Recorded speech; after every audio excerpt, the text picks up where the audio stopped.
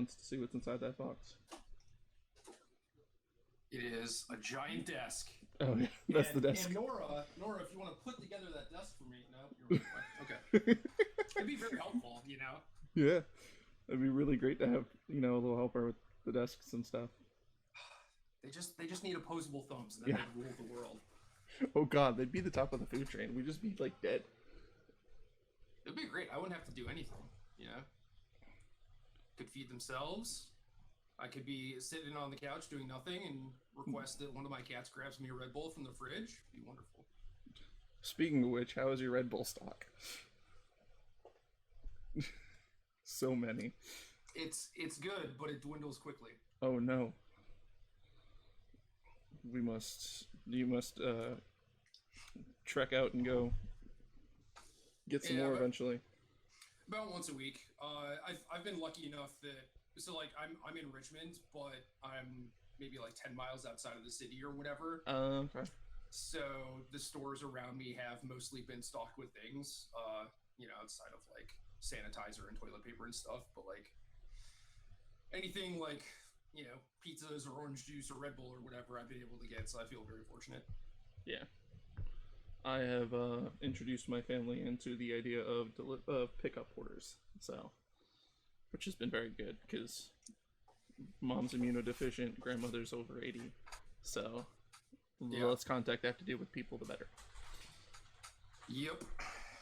And also, the less contact I have to do with people to go grocery shopping, the less contact that they have because I'm around all the time. So, yeah.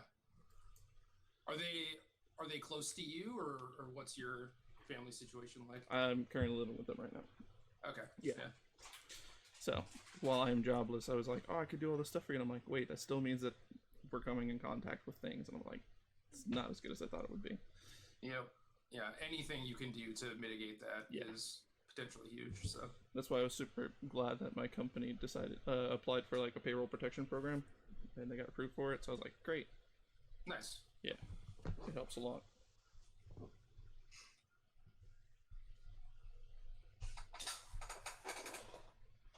The good thing about having all the boxes in the office is the cats have so much room to explore. Oh, that's great. How many cats are there now? What, like 3? So there are 2 in this room currently. I have a third upstairs, which is a stray that over the course of like 2 months I became friendly with, sort of tamed, took her to the vet, got her spayed and everything, and she's recovering in a spare bedroom upstairs, and I'll try and introduce her. But my oldest cat is not very cat friendly. Oh, so wonderful. That's gonna take a while. But the younger one just doesn't care. Okay. I've let him in the room already, and he just plays Big Brother super nice. And I don't know, I got like some toys for the stray and put them in the room and everything, and she was just like, I don't know how to cat. Like what are these things you're giving me? Why are they dead? Right. Why do I why not need these? So then he would go in the room and he'd be like, oh, a toy, and he's like batting it around and stuff, and then just as soon as he was done with it, she's like, oh, let me try that, and like bat it around. So he was just like teaching her how to be a cat effectively. That's great. Yeah. Because like that kind of stuff is very important, because obviously a cat very much doesn't know how to be a cat sometimes, especially when they're like you said, they're strays. Yeah, she's maybe like 6 months old, maybe a little bit older, and has just been outside her entire life, so who knows what happens when I let her run rampant in the house, what she's gonna do. And I was just like, God, if I wasn't allergic to cats, I'd have a cat. I will say that much. You could do what Vanessa and Mason did. Just take, medication for it, and then they basically don't let the cats in their bedroom so that they can sleep, dander and hair free and everything. Yeah.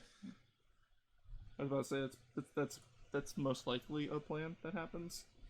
I know my girlfriend's dad's allergic to everything, so if I moved up there, I'd be like, oh no, yeah. You could never come over.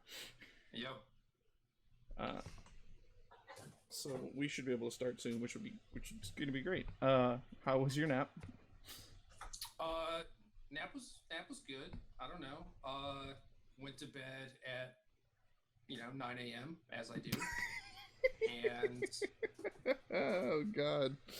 You know, had some trouble falling asleep, and then as you do. alarm I mean, didn't really to be fair, so didn't do really I. do the So trick. So yeah, what's up? I said so do I. Like I sometimes don't get to bed till like sometimes like 2 o'clock in the morning. I mean, and for me that's bad because like I used to have to get to work at like 6. So Right, right. But now, I mean, there's no rules. What are you gonna do? yeah, right. I'm just like I've been freed, and it's just like, but then you wake up and you're like, there's nothing to do. Yeah, yeah. I've ran through like video games and TV shows and stuff like that. I've tried to be productive and like do more work stuff, but it just doesn't feel. I don't know, like it makes any difference or Yeah, anything. So then there's like the existential dread and all that fun stuff. So it's like I started brewing commander decks and was like, all right, well this is cool. I don't own any of these cards though, and I can't get them, so this is kind of yeah, awkward. And then I went and was playing a couple of free to play games with my buddies, and I was like, all right, I am extremely tired of this because no offense to you guys, but I've literally spent almost every single day hanging out with you guys, and it's kind of boring. It's kind of grating again. And they understood that completely because they're just like, yeah, no, like because a lot of them live with like their significant others, and like we understand how much it is now. Like when you see everyone 24/7, it's just like, oh god, like I want to go out and do something, and obviously you can't because of the yeah, situation. yeah. So So small do yeah, do the best you can. Oh god, cat. Oh, oh no, oh no. She's almost pushing that box off the table. as cats do. Yeah, she knows how to cat very well. Cats are so cats are the most fun animals. I think I love cats and I love dogs, but cats are like probably some of my favorite animals. Yeah, I was about to say. Yeah, I was about to say if you gotta take care of the cats. You gotta take care of the cats. I know, Nora. Come here, baby. Hi.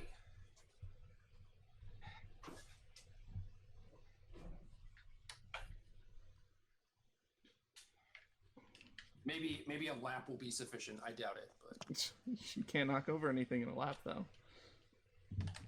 You can't knock over anything in a lap. hi. So how old is Nora? Nora's about 3, Okay. and I got her about 2 months ago. Because I remember you said what you adopted 2 cats, like Yep. about the same time. Yeah, same day. Okay. Same day, same shelter. Yeah, because that's right. Because they were about to they were having a situation because of all of this going on. Yeah, like all the shelters were closing down, and they're trying to just vacate all the animals that they had either into temporary foster homes or get them all adopted and stuff. So Yeah, and you being the amazing human you are as always, we're like, sure, why not? well, it's kind of selfish too, right? Because obviously I want company during all of this. Oh yeah, And it has been nice to have them around. But yeah, I mean that is certainly one of the things where I look at it and it's like, yeah, I can do this, and it would be a net positive for them and the animals and everything. So yeah, it's kind of a no-brainer. yeah. So I can get started with the whole interview thing, which is great. Let's do it. Yeah. So this is the in air quotes official intro, but it's probably not because you guys are going to be watching through all the beginning stuff anyway. So hi, I'm Phil, uh, and I call this the meditation realm because it's Ugin and topical, and so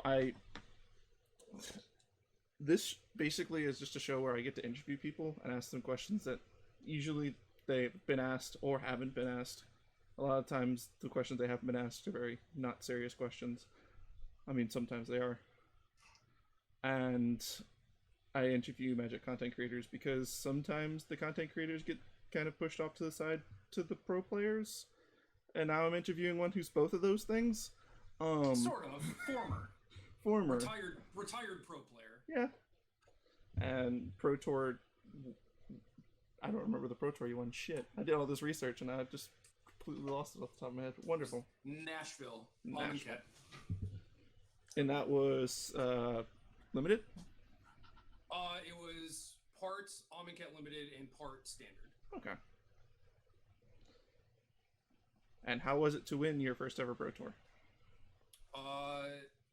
So at that point, I had been playing Magic for like 15 years, and that's kind of the dream when you're doing the competitive side of things and like always grinding, like you're trying to hit like these next levels, right? And certainly winning a Pro Tour is like kind of the tippy top of that. Yeah. And by that point, I was just like, well, if I was going to win a Pro Tour, it probably would have happened already, you know? So I just assumed that like I was not good enough or it was never going to happen. And then it just kind of did, which sort of felt weird, I guess, because it wasn't the thing that I was really striving for at that time. So had a lot of like weird feelings surrounding it. But yeah, it was mostly just happy and like can't really believe that this thing actually happened. And what do I do now?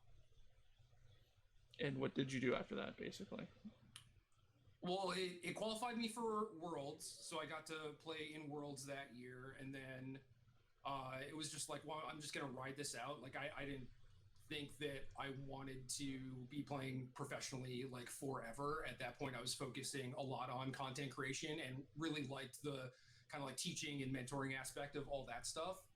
And I had a really good next year also, where I got second in a Pro Tour, and it was just kind of like this windfall of success that I definitely was not expecting. But you know, based on a few different other things, I eventually you know, like left the MPL when they started that, and did end up focusing more on the content creation side of things. And I've been super happy with that. Like, this is exactly where I want to be. Oh, nice. I'm glad to hear that. That's like, it's like you kind of, I don't want to say stumbled, but like you left one thing and basically went immediately into another thing that you also just straight enjoyed, which is very good.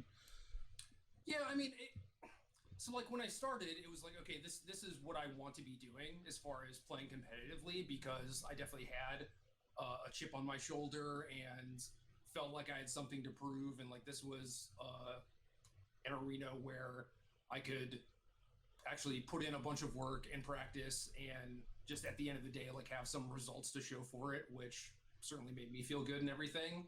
And then the more I played Magic, the more I wanted it to become kind of like my job. And you can't really have it be your job unless you're doing some sort of like content creation or, you know, buying and selling cards, like some sort of side hustle. So I started making content, and it started with like me trying to tell people how smart I was. But that was just my personality, right? Like, yeah, no, I get it. I get it. A conscious thing that I tried to do, like, oh, this is how I'm going to write this article or whatever. But like, that's like, definitely if you go back and read my old stuff, I don't recommend it. That is most likely how it comes across. And a lot of people disliked me at that point because of my attitude, which is completely understandable. I was about to say, because if you look at it now, it's the complete opposite. Right. And that's just a thing that happens like gradually, right? Where it's like I'm writing these articles and people are like, hey, I learned a lot from this, even though, you know, your article was abrasive and it sucked. But like there's still content there that helped me learn stuff. And through helping other people succeed, I was like, no, this actually feels really good.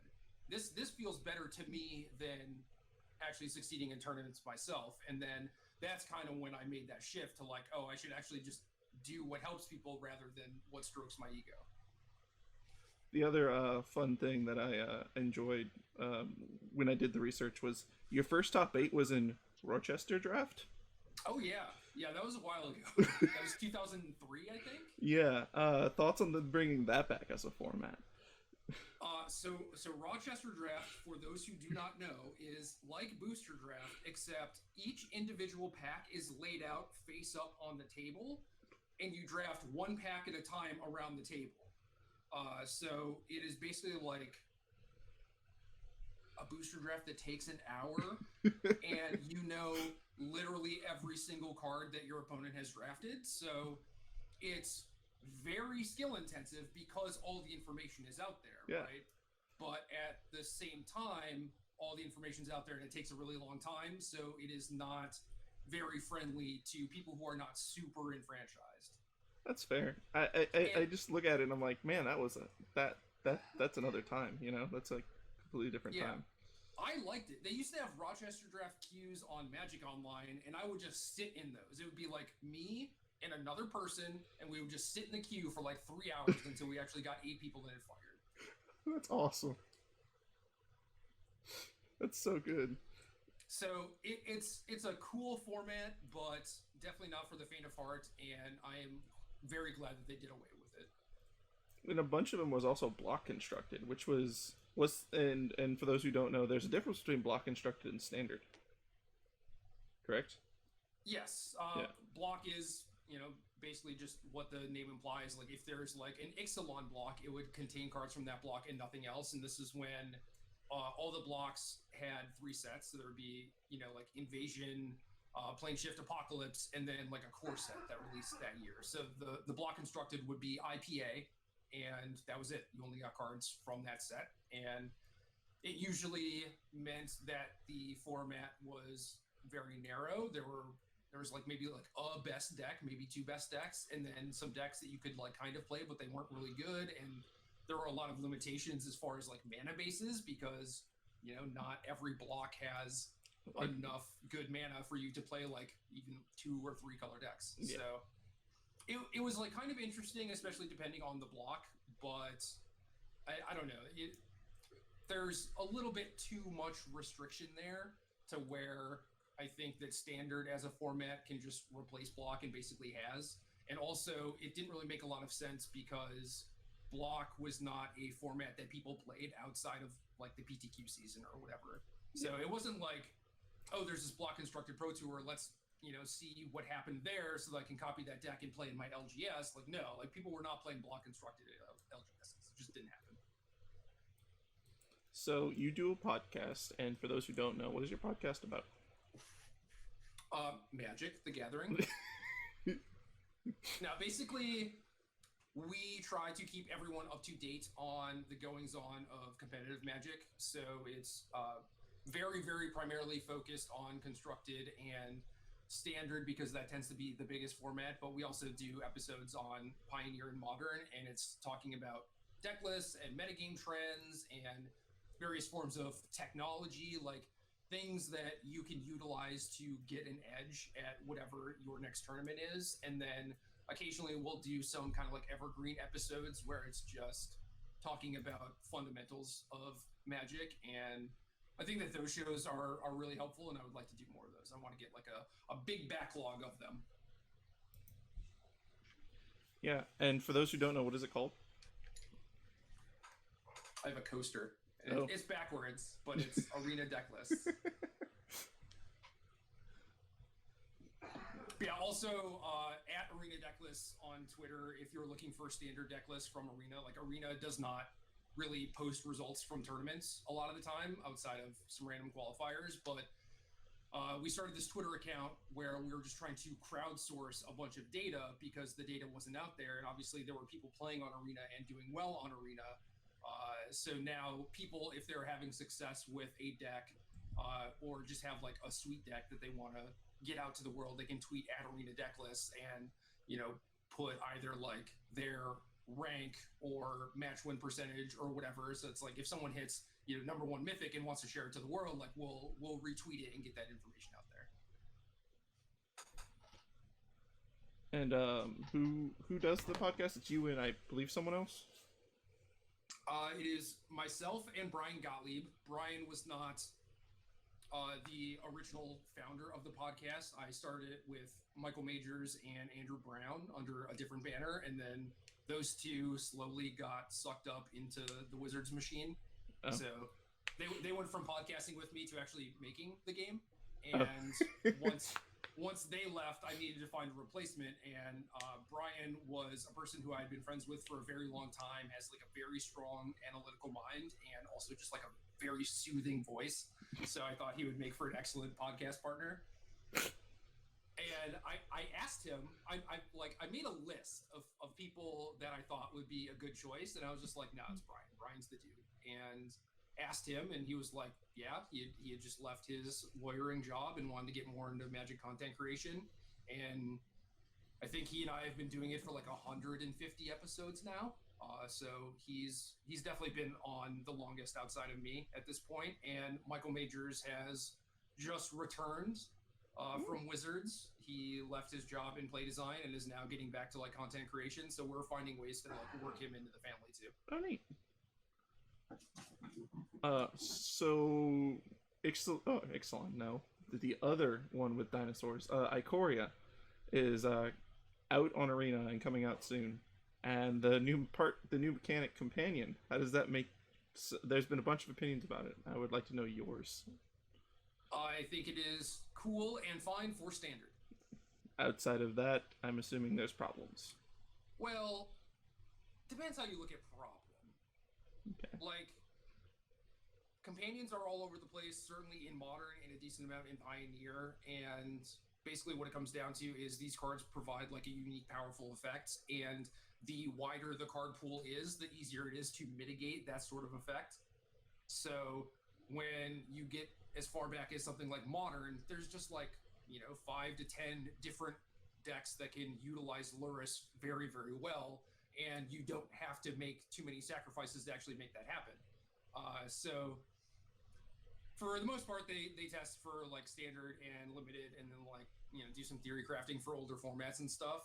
So I think for standard and limited, they are kind of a slam dunk. I think they've done a good job of, I don't know, just like the deck building restrictions are cool, and you see a lot of unique things happening. Like people playing like these 80 card. I was going to say 80 card standard decks, yeah. Yeah. And it's like that comes with a lot of different weird downsides, right? Where it's like, well, you're not playing the best of the best cards, and you don't just get to play like 12 shock lands and some temples and some basics and call it a day. Like, you actually have to use like a 33 to 35 card mana base instead of like a 25 card mana base. So it's like, what other like weird kind of crappy lands do we fill out our mana base with? And then it also mitigates the importance of like your individual sideboard cards, right? Where it's like, if you play against mono red and you want to board in something like Core Firewalker, well, now you have a much smaller chance of actually drawing that card. So it does come with a lot of downsides, but people are just like, they figured out ways to actually like utilize those cards and mitigate those downsides, and I think that's really cool. And for each companion, at least like the top 4, 5, 6 ones that exist in standard, there's like a deck that they can go in, right? And I think that's pretty cool. Like to see Karuga go into a Fires deck because it can cast Karuga and still play cards that are effectively two mana, like Brazen Borrower and Giant, and still skirt around Karuga's requirement and still is pretty neat kind of thing. Yeah, and there's stuff like Mystical Dispute too, right? Where it's like for its intended purpose, you're casting it for 1 mana. Yeah. But you still get to play it because of what the actual card text is, which is sweet. So you find like these cute kind of ways to get around it. I mean, people would be playing Mystical Dispute no matter what, but that it's weird to see, and I've stated this before, in standard sideboard cards seeing main board play constantly now. And I mean, since Eldraine, the sideboard cards have been seeing standard like main board play at this point. Yeah, I don't really like that. That's part of a problem of standard having very specific like cards and archetypes that are a little bit better than the rest, where when Oko was everywhere, it was like, yeah, you can just play Noxious Grasp and Aether Gust main deck because Oko is so prevalent, and now there are enough good blue decks, and Mystical Dispute is just fine on its own, that you can play that card and just not feel bad about it, even if you're playing against like a Rakdos deck. Yeah. So yeah, it's part of like them being a little bit too good. There not being enough downsides for you to main deck them. It's not like you main deck a Pyroblast or whatever in Modern, where there's like a wide variety of decks, right? Like in Standard, especially when there's like gold cards, we've had Ravnica, now this is a wedge set. Aether Gust hits literally all of the wedges. Yeah. There's not a wedge that doesn't hit. You're correct. Yeah, so it's kind of weird.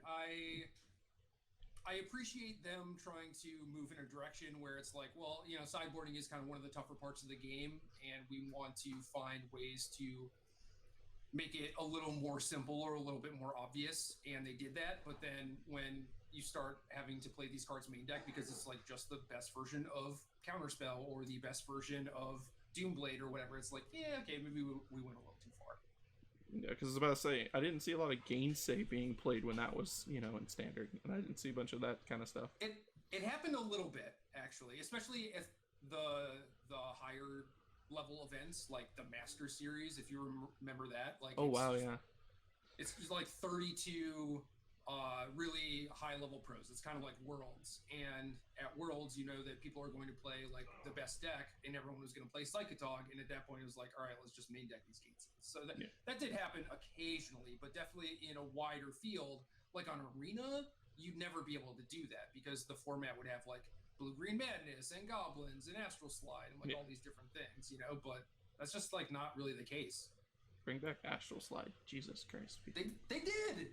There's one in this set even. But it's not Astral Slide though. It is not. Astral Slide triggers when any player cycles. I'm just saying. That's a bug, not a feature. Speaking of fun decks, what is the most fun deck you've ever played, either at a tournament or just like at a FNM or whatever? How do I get to define fun? How you had fun.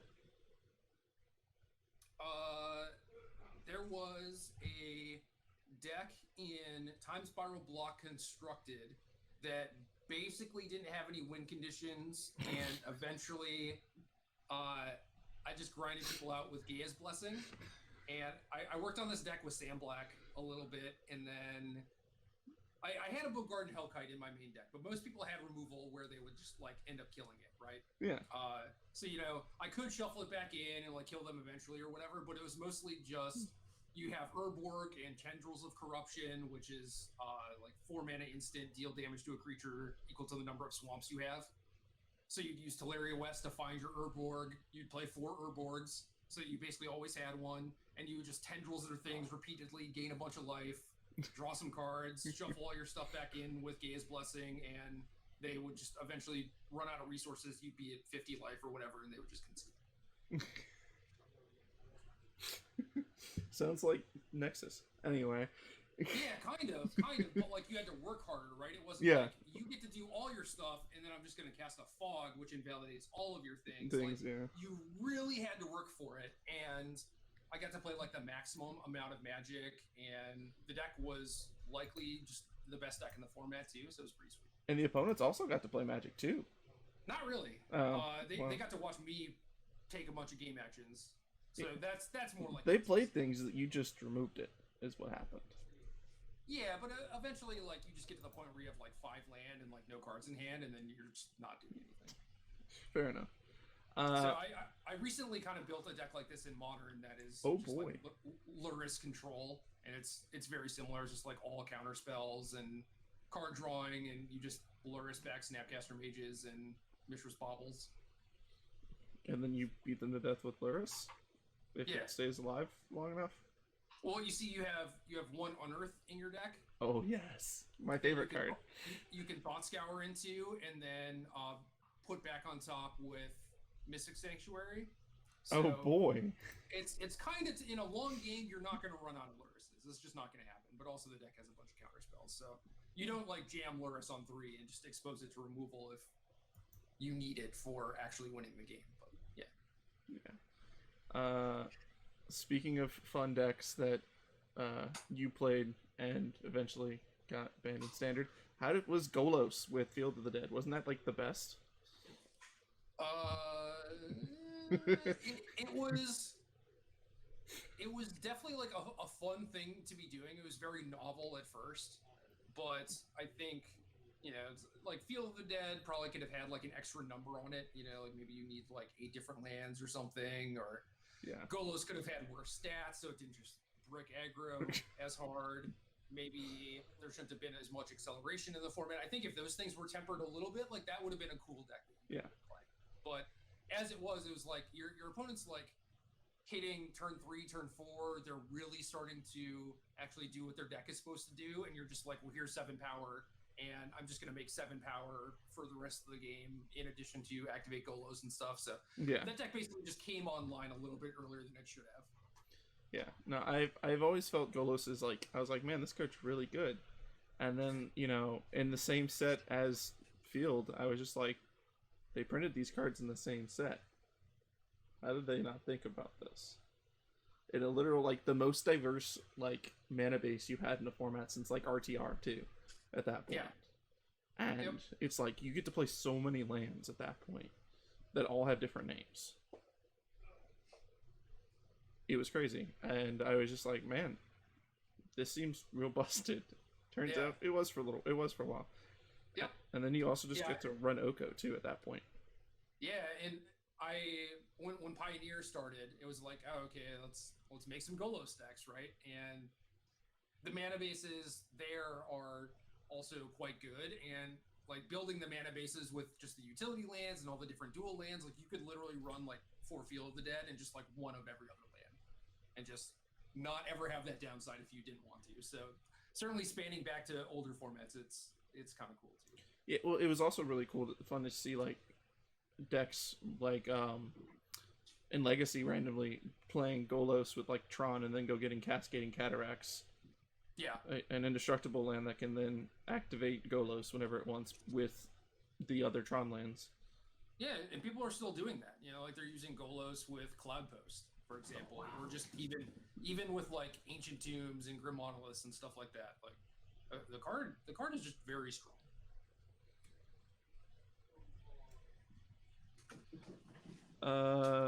Current favorite deck in Standard right now?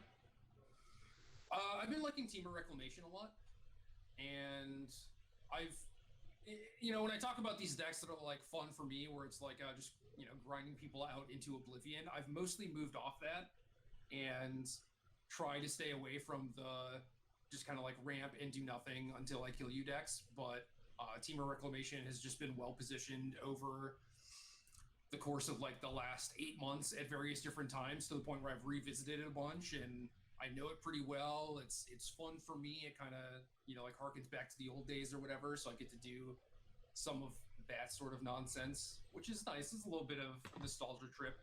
But yeah, I think that deck will definitely be doing better than it has been in the next coming weeks. I mean, it's like maybe the 3rd most popular deck right now. Yeah, I mean, the Rakdos decks are good, either with Luris or Obosh or Jeskai Fires, and then the Yorion Bant decks, or Yorion whatever, really. Like, you could play Sultai, Esper, whatever. Like, all those decks are pretty sweet. Yeah, I was about to say, like, between Luris changing the sack deck, I was very surprised to see that, because Mayhem Devil just wins games in certain when I was watching a lot of people play. Like, having, like, a Mayhem Devil out when you have, like, 2 ovens, a cat, and a bunch of other stuff, it's just like, oh, and, like, a Priest of the Forgotten Gods, and then you're just like, oh, they were at, like, 12, and now they're just dead. Yeah, but if you already have all that stuff, do you actually need a Mayhem Devil to close the game, or do you want this Luris just chilling there, waiting to help you rebuild should your opponent actually interact with you, Yeah. So, yeah.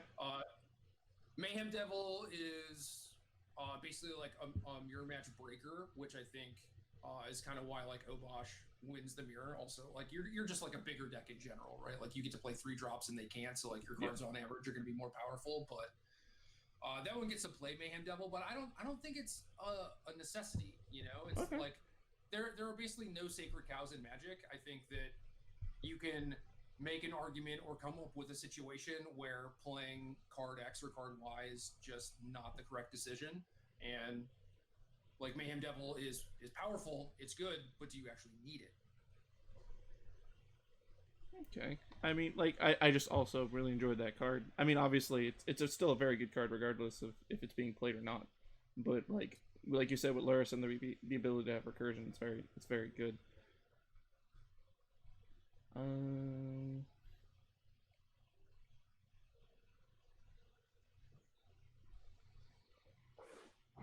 favorite thing about the larger events like Vegas and SCG Con? If you had to like name like one or two things about those events, like what would they be? The people. Okay. Yeah. It's easy. For the last year or so, I've been like carefully picking and choosing which events I'm gonna go to, basically depending on who the people are that are gonna be there. And I've had a lot of fun at those events, and I've been less exhausted overall because of less traveling. And now I'm at a point where I'm just like, man, I should have just like went hard, gone to all those events, because obviously, like in hindsight, with being quarantined and everything, like I miss that stuff. Absolutely. Oh yeah. I just miss hanging out with people, not even necessarily at the tournament hall, but just like, doing LobbyCon in Roanoke or whatever. I was about to say LobbyCon in Roanoke. Yeah, it was rough. It was like I was like, oh, am I gonna see you and a couple other people at Reno? And you're like, no, unfortunately. And I was like, God. Yeah, I should have went. That just coincided with my move and everything. Yeah. And if I went from like Seattle to Reno to Richmond, it wasn't super expensive. I think maybe it was like $600 to add Reno to that trip, but the travel time was just like I would lose like 2 days or whatever. Jesus. Yeah, it was bad. Like Richmond and Reno are both pretty difficult to get to, so it was okay. Well, like maybe I could go for like a day and a half or something, and it's like, well, at that point, is it even really worth it? Maybe I should just make sure that I get all my stuff packed, like get my stuff shipped and everything. And yeah, did that. Obviously, missed out on a bunch of fun and everything, and certainly now, like, almost 2 months later, I'm just like, man, I should have gone. I think I told Olivia this like 2 days ago.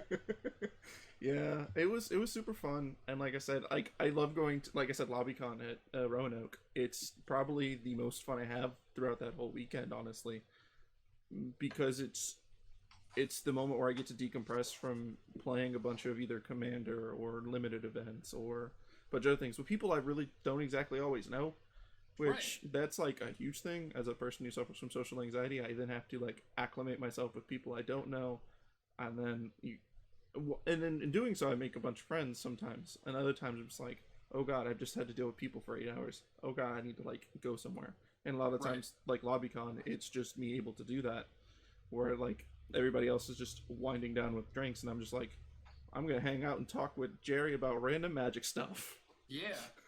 No, I love that too, because it can be overwhelming to be in, like, if you've been in Vegas for those, I don't remember. Yeah. There's just so many people, right? It's like you don't have to interact with all those folks or anything, but like you definitely feel the pressure, right?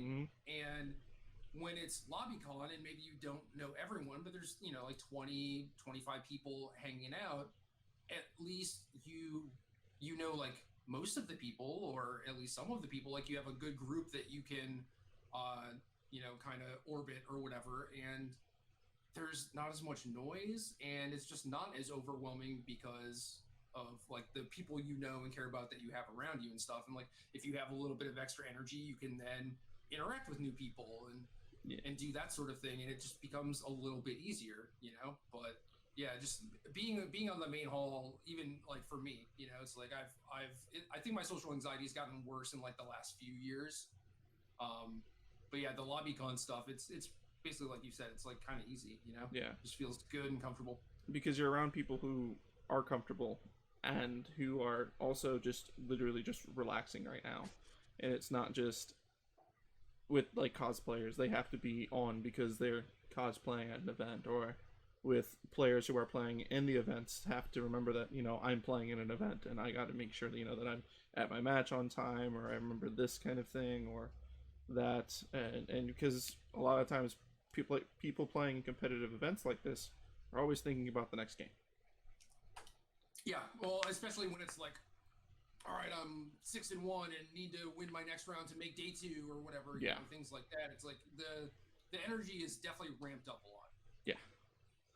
And the people are really help when that kind of situation happens. And like Vegas, especially with like, here's a bunch of different panels that are also going on at this point in time, and I get to you get to see all those things, and those are really cool. And then you realize, oh god, I just spent 2 hours at a panel, and those also kind of help at some points, because it's like I just spent 2 hours at a panel, not having to interact with anyone, just watching what's going on, listening to people talk, whether it be about Commander or Tappy was doing the match game panel, which was super fun, which you were part of, which was also super funny.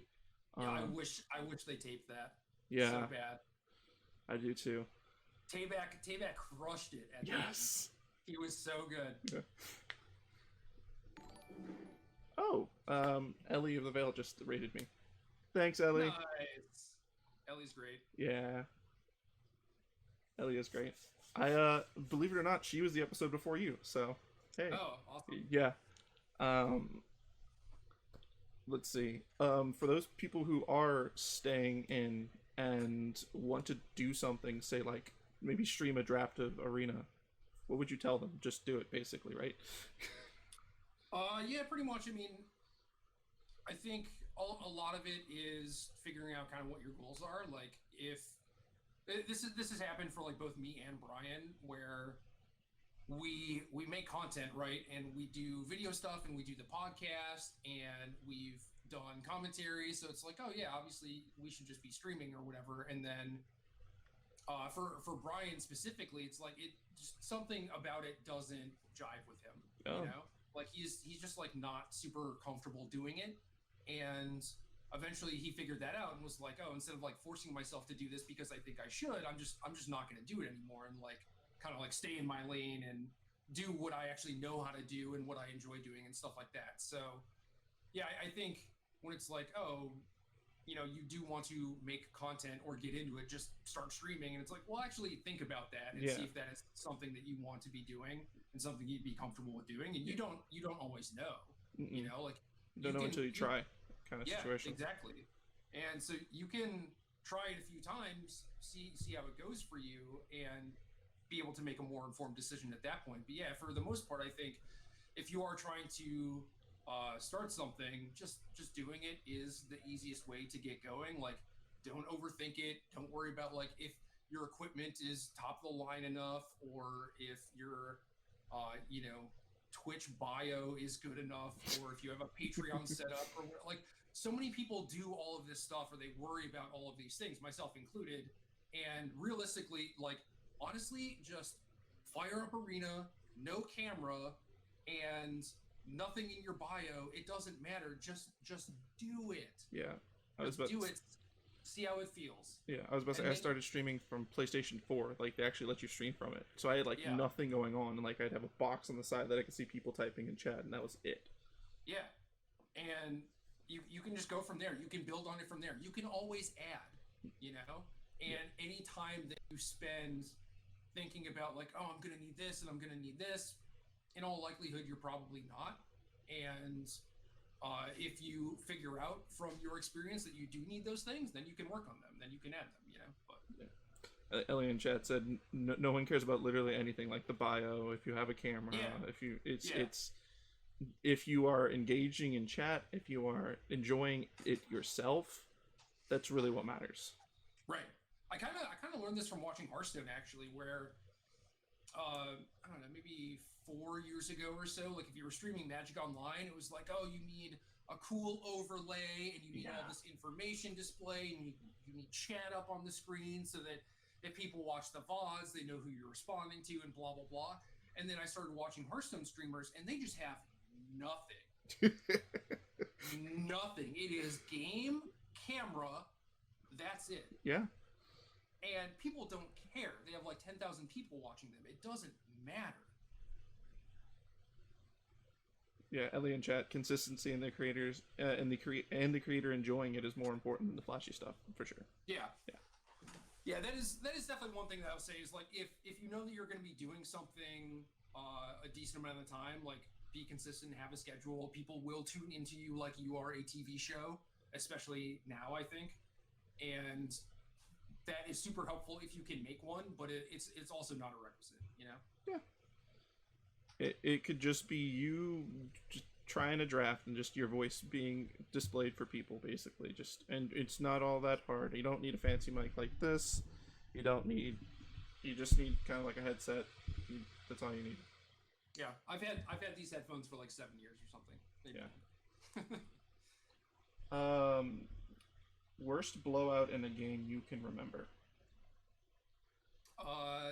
GP Columbus 2001 Dark Steel sealed and booster draft Grand Prix last round playing for top 8 against Craig Krempels.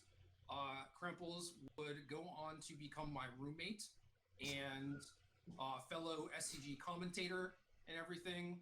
And this was kind of, I mean, this was like immediately after my Rochester draft top 8. And I was definitely very full of myself. I was a child, or I guess, yeah, it's not 2001. It was probably 2003 also. But yeah, so like young, cocky Gerry, and oh my God, if you want to go, I kind of want to find this picture. This is bad. I hope they still have coverage for this. Grand Prix Columbus 2003 coverage. Let's see if I can find this. I'll find this later, but you should definitely tweet it. This is going to be like a very, very heinous picture of me that like not a lot of people have showed me. But I'm super cocky, super full of myself, playing the last round, basically for making top 8, and I think I just have Craig dead 7 different ways. And he's just been like my deck's good, his is like kind of bad. He's just been like, you know, sort of came out of the gates pretty slow, you know, and I had like a nice beatdown draw, and I don't know, he just had like a 1/4 and like a 5/5 trampler or something, and like a couple cards, and I just could not think of a card. I'm just like, you know, 15 life, have a blocker, all this stuff, and he's like, if I draw a mountain, you're dead. And I'm just like, what? Like, what even exists? You know, I'm just thinking like Fireball and Grab the Reins and stuff like that, like these big, powerful, flashy effects. So he like knocks the top of his deck, picks up the card, it's a mountain, he throws it on the table, and just attacks me with his creatures. And oh no. He had a card called Savage Beatdown. Yeah. Or Savage Beating, maybe? I think it's Savage Beating. I keep confusing research. Keep confusing that and the Versus one. Yeah, Savage Beating. You used to play Versus? My roommates played Versus. I played in one PCQ. I want to say I accidentally cheated, but cheating implies intent. But I definitely made a mistake in round 1 of the tournament that allowed me to win. That was definitely not legal. Oh no! And then I lost all my other rounds, and I was like, "This game's too hard." Yeah, it's a very complex game. As one who used to play it, it's a very complex game. Yeah, so Savage Beating, 3/R instant. Cast the spell only during your turn and only during combat. Choose one. Creatures you control get double strike until end of turn. Untap all creatures you control after this phase. There's an additional combat phase. It has Entwine for 1R, so he had 6 mana and only 2 red. And with his 5/5 Trampler, he just dealt me, 50 points of damage. I can't even count that high. Jesus. And you're just like, yep, this is the thing that happened. Yeah. Just obscure rare in the new set. I mean, there's nothing I could have done, but it was just how on top of the world I was to just like how quickly I went crashing down, and how how Craig just went about it, where he's just like very calmly, if I draw a mountain, you're dead. If I draw a mountain, you're dead. So that's one of the ones I remember. There was also another one around that time that involves a Japanese player mana burning, which is also a good story. And that caused me to lose the game, but we'll not get into that. So speaking about old tournaments and stuff, Wizards recently announced that they're going to be getting rid of Planeswalker points, and with that, actually scrubbing a lot of history of old games. All history, or are they actually keeping some of it intact? I'm pretty sure it's all at this point. Yeah. If they're getting rid of DCIs, which just sounds like that's what they're doing, I have no idea. Like, I kind of read it, but it sounds like basically they're thinking about a new system besides the DCI system. Right, where you would need to log into an account on some app in order to actually be able to join an event. You'd use that instead of your DCI number. Gross. So at that point, why have DCI numbers still, and why keep the Planeswalker points site up? Well, this is 2004 Grand Prix Columbus, but like this is a very good example where someone's like, "Yo, you know, do you remember this event?" And I'm trying to go back and like look at coverage, or people have been doing this on Twitter basically all week since they announced this, where they're like going over their match history because they want to relive these memories before they're just deleted from the face of the internet. And we're talking about how Magic is mostly about like the people and the stories, and that is very much true for the vast majority of people. And these are the people who are the most enfranchised with your game. Like they have these 20-year histories, myself included. Yeah. And you're just like, that's not important. We're just going to delete it. Yeah, like it's crazy. How tone deaf is that? Yeah. And because I was about to say, like, I actually recently looked up and about, like, you know, maybe around September, Tom Ross lives down here where I live, and he occasionally comes to my LGS and does an FNM. So he'll come do a draft, and he'll just come kill everyone. And you know, and then he just leaves because he's Tom Ross, and you know, and you know, looking back and be like, oh yeah, I did play against Tom Ross. Yeah, he did win 2-0 against me. But seeing those moments, it's like, it's really cool to see, like, I played against this person, and then, you know, in this other event, I played against this person, like, you know? Yeah. You should check your Discord chat. Oh boy. Actually, is this what I think it is? It's better than what you think it is. Oh boy.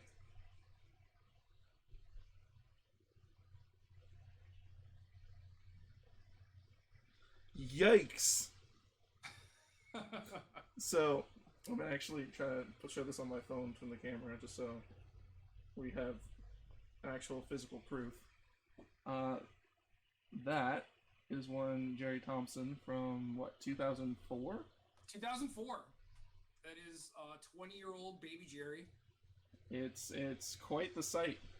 I have a very obnoxious, blinged out LA chain because a buddy of mine, Steve Simon, I don't know, he was just very over the top, and he just wore that thing like it was normal, and he was like, you know, look bro, you're going into the feature match, you're playing for top 8, like I'm gonna give you this as a lucky charm or whatever. And I don't know, I would always like ham it up for the cameras, like people were taking pictures and stuff, so I was just like, you know, trying to pose with my friend Steve's stupid bracelet thing. Just being a cocky kid, you know. Yep, and then I'm looking at the article that she sent me. Yep, Craig untapped and look at his deck. If this is a mountain, I win. Literally in the coverage article, yeah. That's crazy. Yeah. And then there's also a picture of baby Craig Crimples in there too. Yeah, that would be. Wow, this is like early 2000s, 90s. That spiked up hair though. Oh yeah, oh yeah. Yeah, like that would have been my hair if I didn't have a hat on. Yeah, probably would have been my hair at that point too.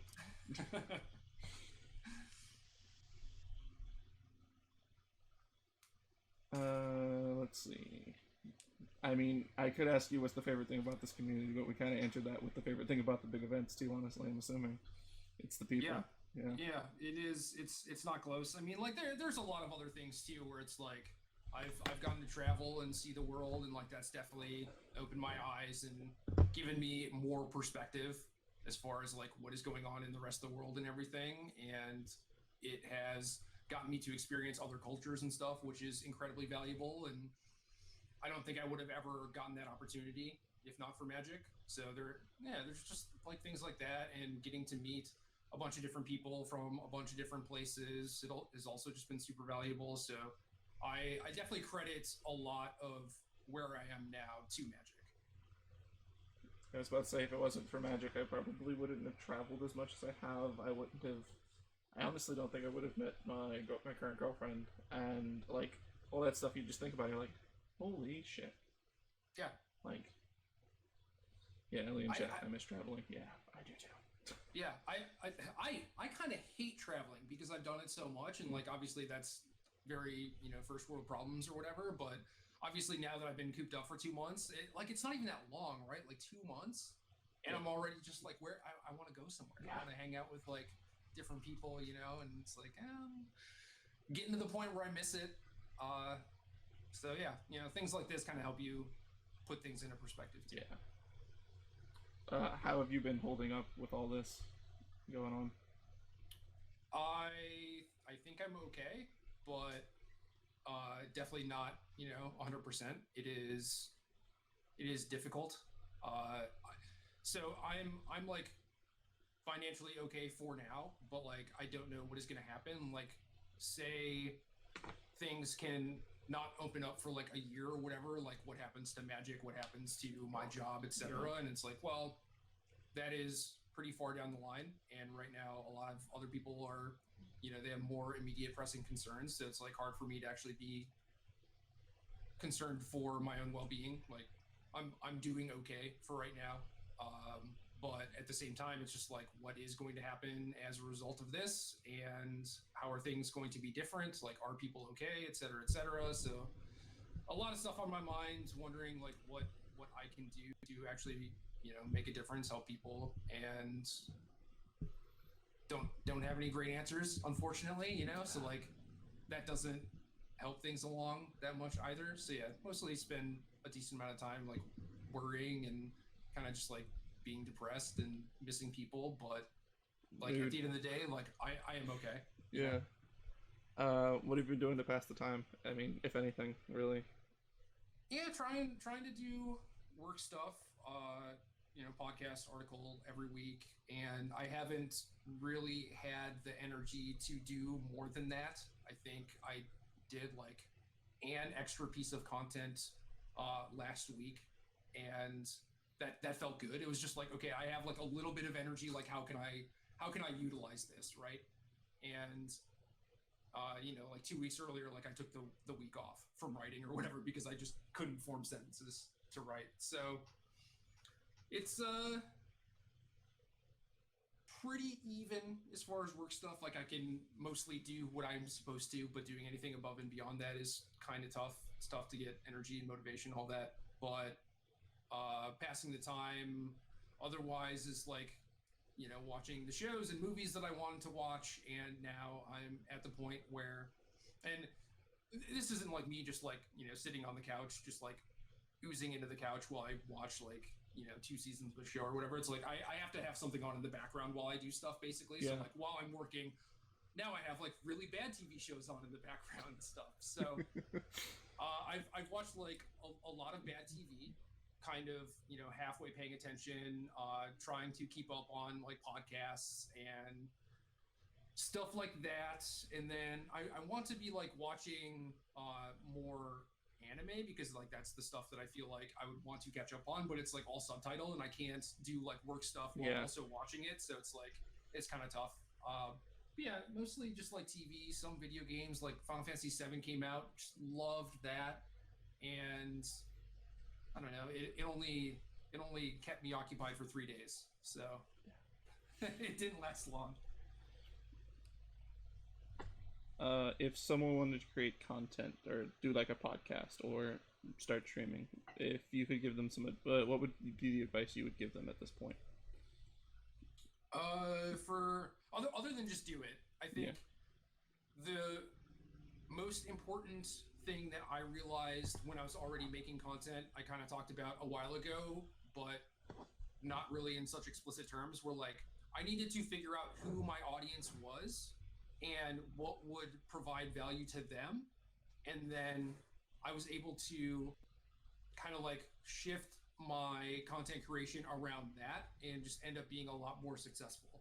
Because I think a lot of people get into it and they're like, well, I want to make stuff that I would enjoy watching or I would enjoy reading. And you might find that there is an audience for that. Like you could just have like very common overlapping tastes with a wide variety of people or whatever, but more likely than not is like you're going to attract a very specific audience, and that audience is going to be craving a very specific thing. And then at that point you have to do the thing where you're like, well, I'm gonna be an artist and make the music that I want to make, or you can be the artist that makes stuff that gets put on the radio and gets you rich or whatever, right? Yeah. Like it's kind of tough because I want to write articles with no sideboard guides, right? But I know that people love sideboarding guides and they get a lot of value from them and everything. So I'm just like, screw it. Everyone gets sideboard guides. Whatever deck I write about, whatever deck I build, you're getting a sideboard guide because I know it's going to help you.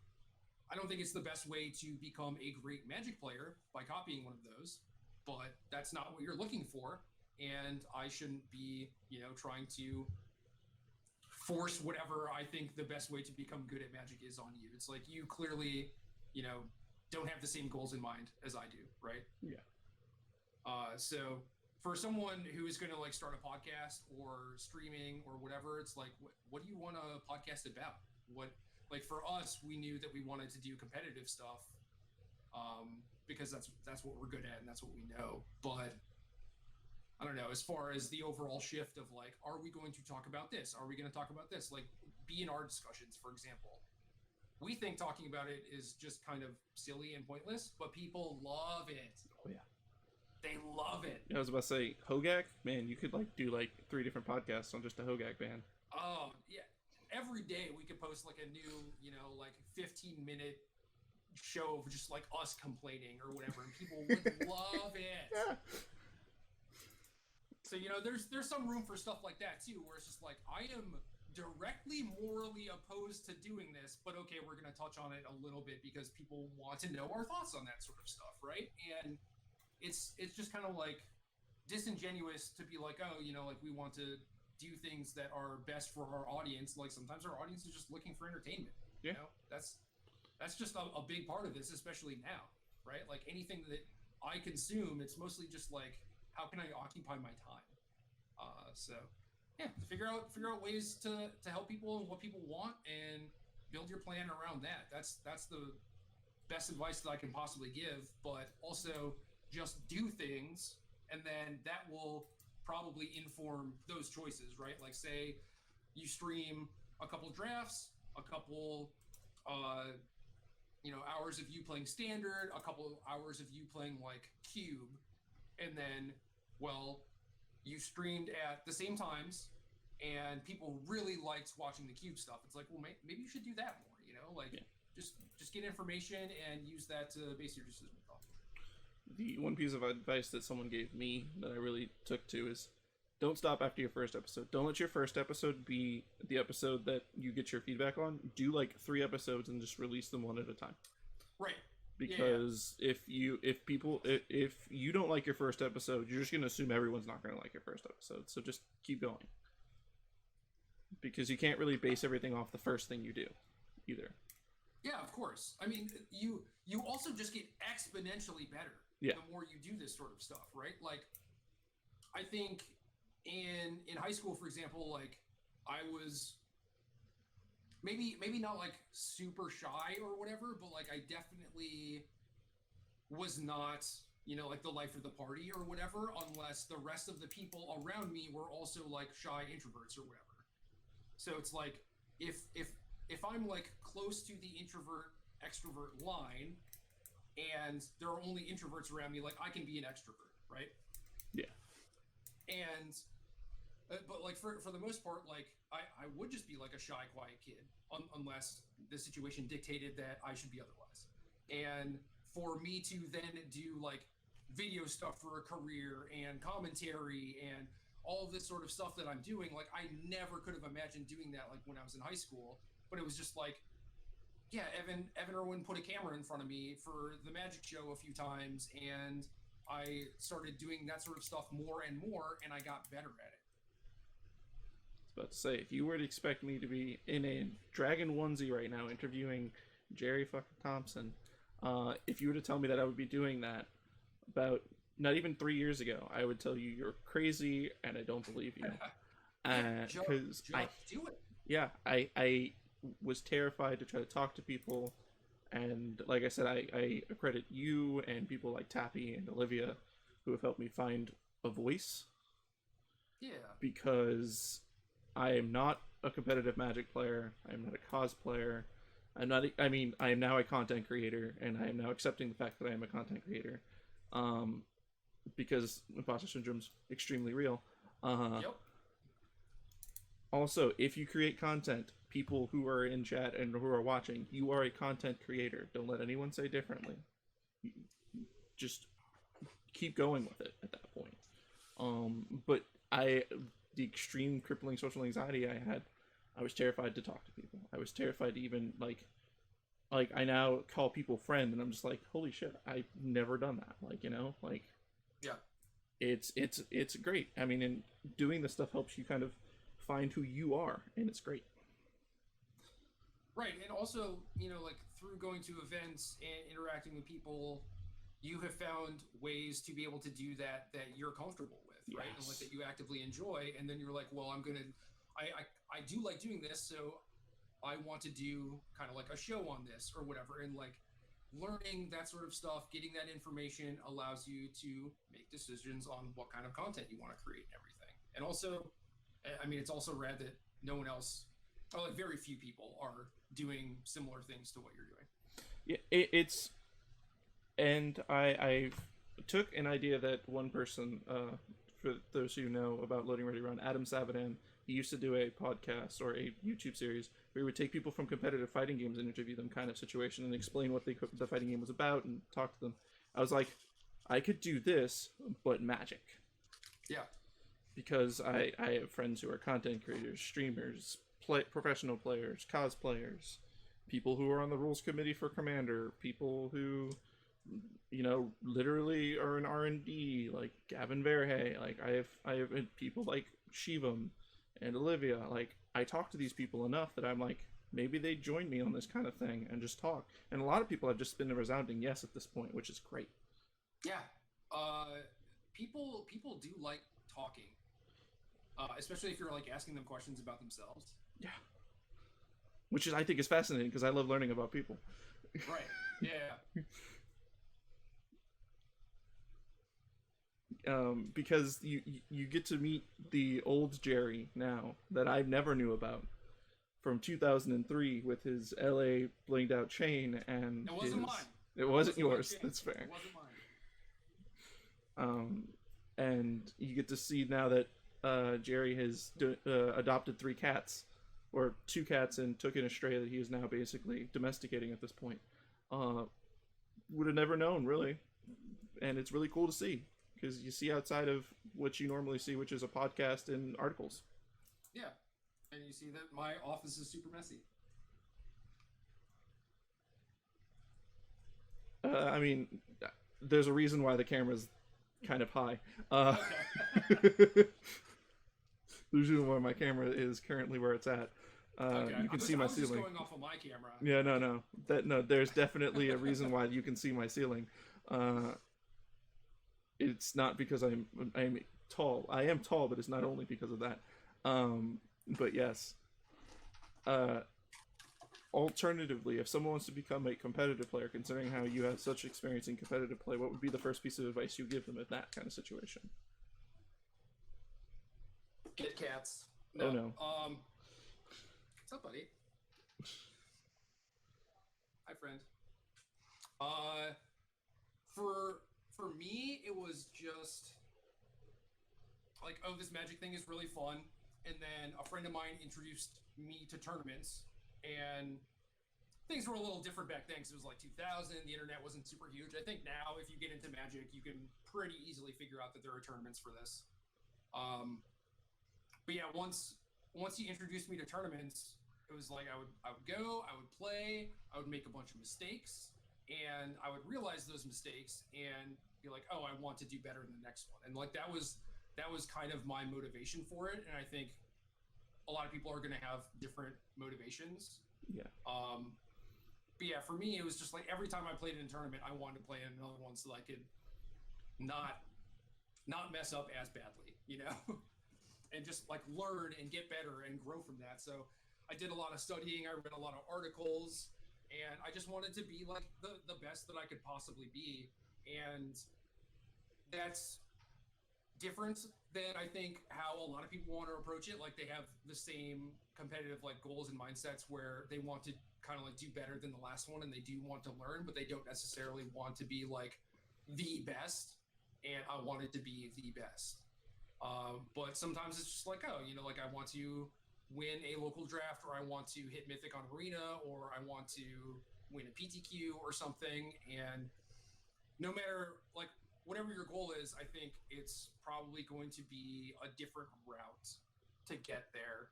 So kind of similarly to the content creation, it's just like, you know, practice self-awareness, know who you are, what you want to get out of things, and then that will be able to guide you to where you want to be, I think.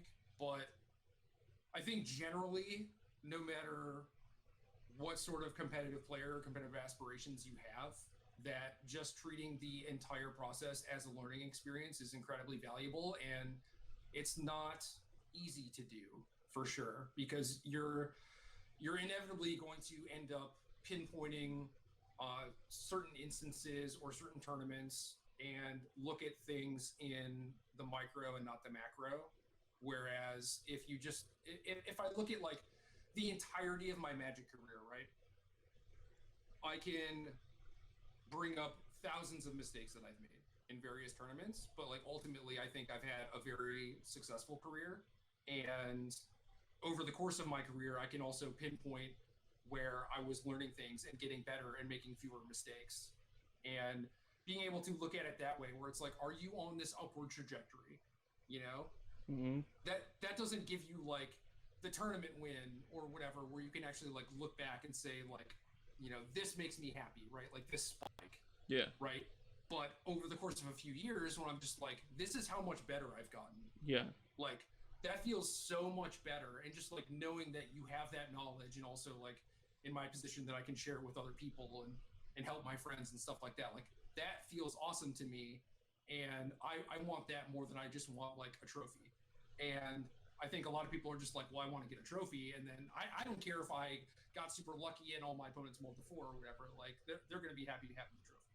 Yeah. So, but if you are learning and just trying to be like the best version of yourself, and always being open to learning and criticism and stuff like that, and not blaming things on luck and variance, eventually good things will happen. I promise you. Yeah. The biggest thing I see a lot of the times is people talk about variance, and I'm like, well, you do play a game where you are playing, you know, a non, you know, a several, you know, parts RNG based game at that point, where skill does come involved. You signed up for this. Yeah. You signed up for this. Yeah. You knew what you were getting into, and one of the things that just kind of like blows my mind is like, oh, and then I mulled the 4 or whatever. It's like, well, is that a probable outcome or a possible outcome? If the answer is yes, it could have happened. So what the hell are we doing here? Yeah. Like, why are you getting upset about this? It is a thing that could have happened, and it did. Yeah. And that's why, like, I look, me from the outside looking in, I look at competitive players, and then I have had that thought cross my mind. It's like, does this person want a trophy, or is this person actually just physically just want to become better and be able to like say, hey, look how good I've become. Like, it's not like whether it's the accolades of winning, or it's just the I am getting better at this game, and I like the fact that I am getting better at this game. Yeah, I mean, if I do anything, I don't really do it half-assed. You know, if I'm gonna play a video game, I'm gonna figure out like the correct min-maxing strategy and everything like that. Like, I can't stand to do things poorly, and that's, you know, just a quirk of me. I was about to say, it's funny how many friends I have that are exactly like that, and I am the complete opposite, where I'm just like, oh, I could do this, and everybody's like, well, you could do this, this, and this, and have this, and it's just like, oh, I could. I might do that.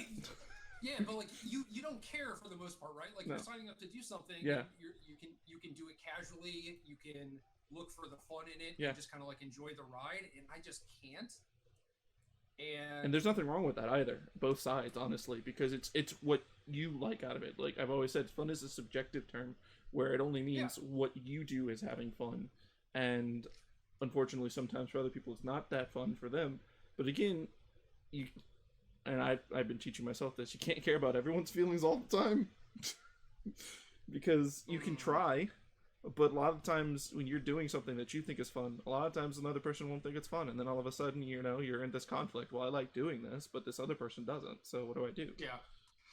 I mean, ideally, you find ways to interact with people who like the same things as you, or at least enjoy seeing you do cool things while they lose. Yeah. Like, Yeah. the chances of me playing a Commander game with you are very slim, and I know that. Yeah. And that's I fine. I used to tell people that I hate fun. And Tappy just says that I'm a shrug emoji, so I kind of those are kind of You are a shrug emoji.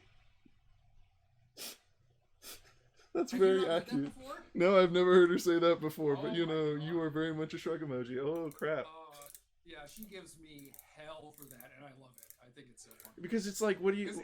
Well, I'll ask you, but like, what are you doing in a tournament? You're like, oh, I'm playing. Like at this point, like when at Vegas, you're just like, yeah, no, I signed up for this event. I'm like, 3-2. I might just, sign up for a different event at this point because you don't know how you feel about it, kind of thing.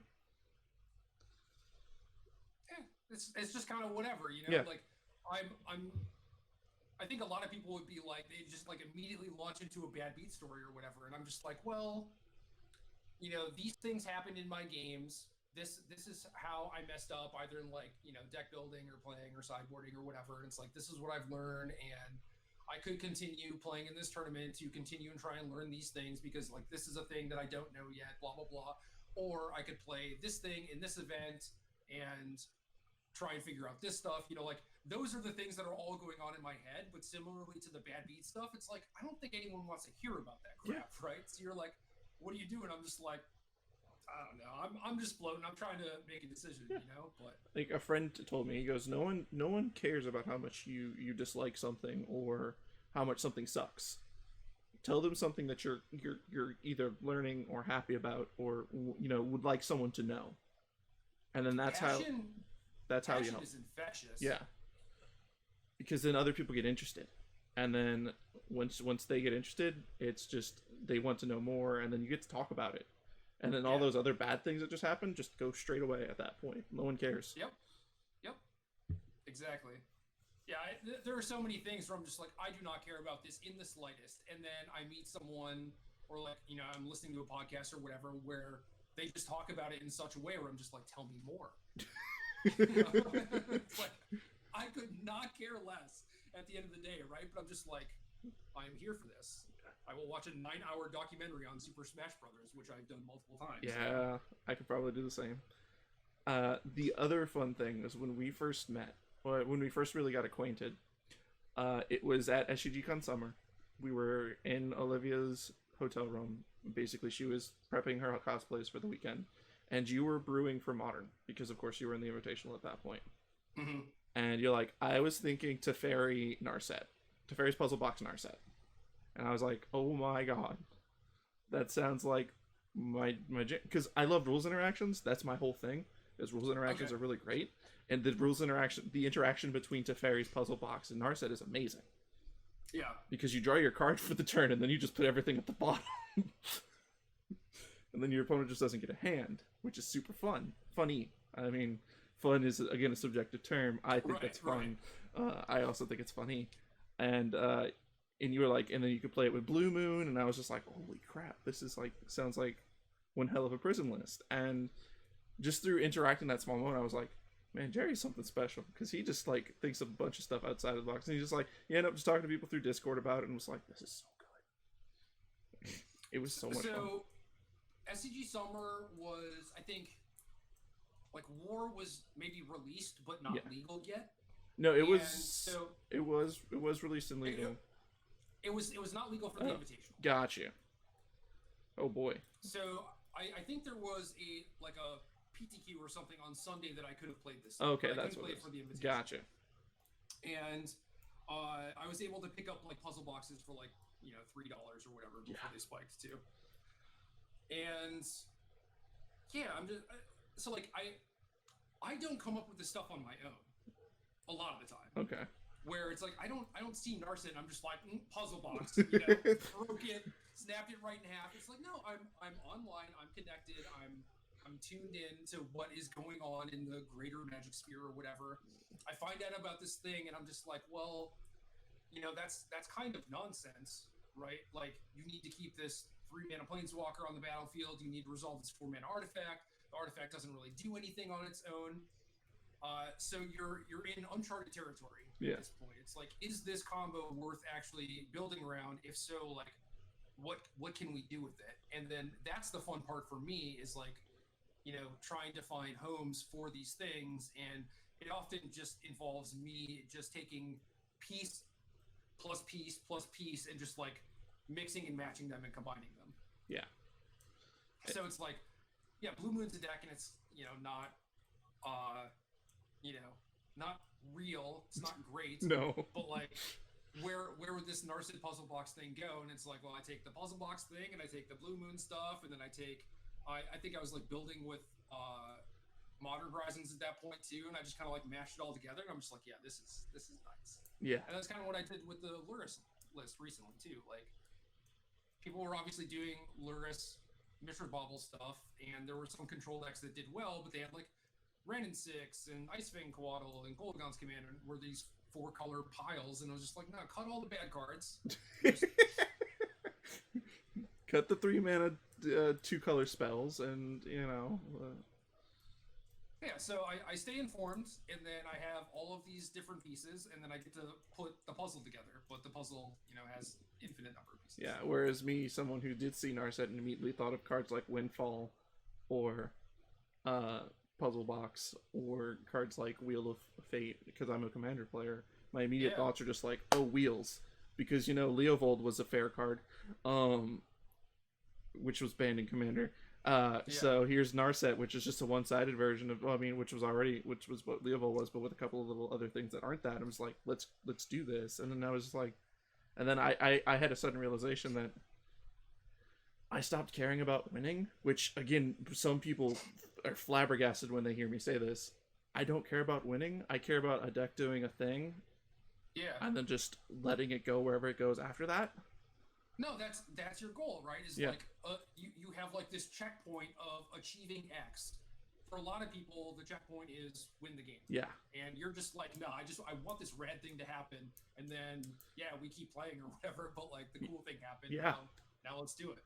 And that's been my thing for the longest time. And now I realize myself as a player is so much more casual, being friends with people who, and learning the competitive side about a bunch of stuff, because I have friends who are obviously trying to win tournaments, people like Ali, people like Nick Prince, people like Dylan Hand, and all those people, and Emma Handy, and all them are they're playing these tournaments, and they are trying to win, but they are also trying to win with what they like playing kind of situation as well, which is extremely commendable, because obviously in formats like Modern, it's hard to do that.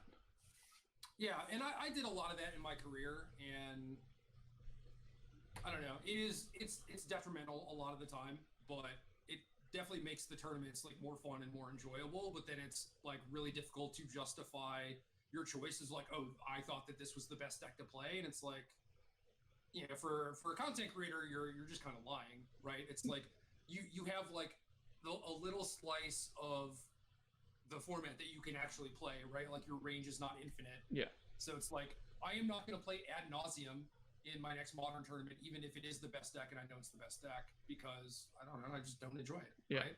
But like, I'm going to be honest about that. It's like, I think ad nauseum is the best choice, but I played the stupid Luris deck because I like decent and fun. Yeah. I mean, who doesn't love Snapcaster Mage, right?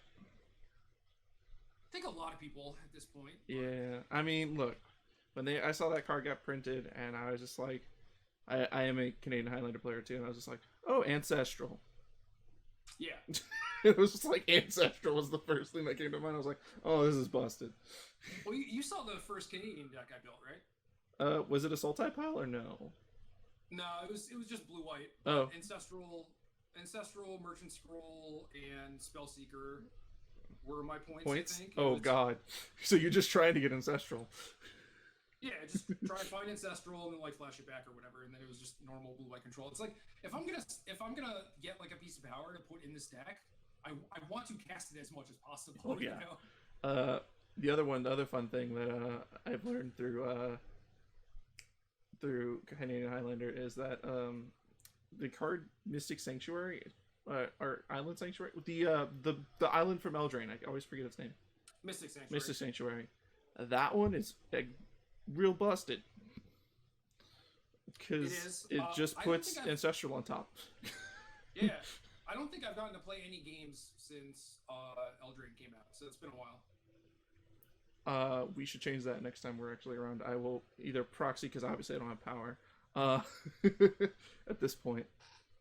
Who knows? Maybe someday in the future. I'm a commander player, so it's probably not happening anytime soon, unless abolish the reserve list. I did not say that. Don't worry. You can say that. That's, yeah, I know. It's an opinion I've always had. I mean, I don't think it's going to change the price of cards all that much, but why not? Anyway, at this point.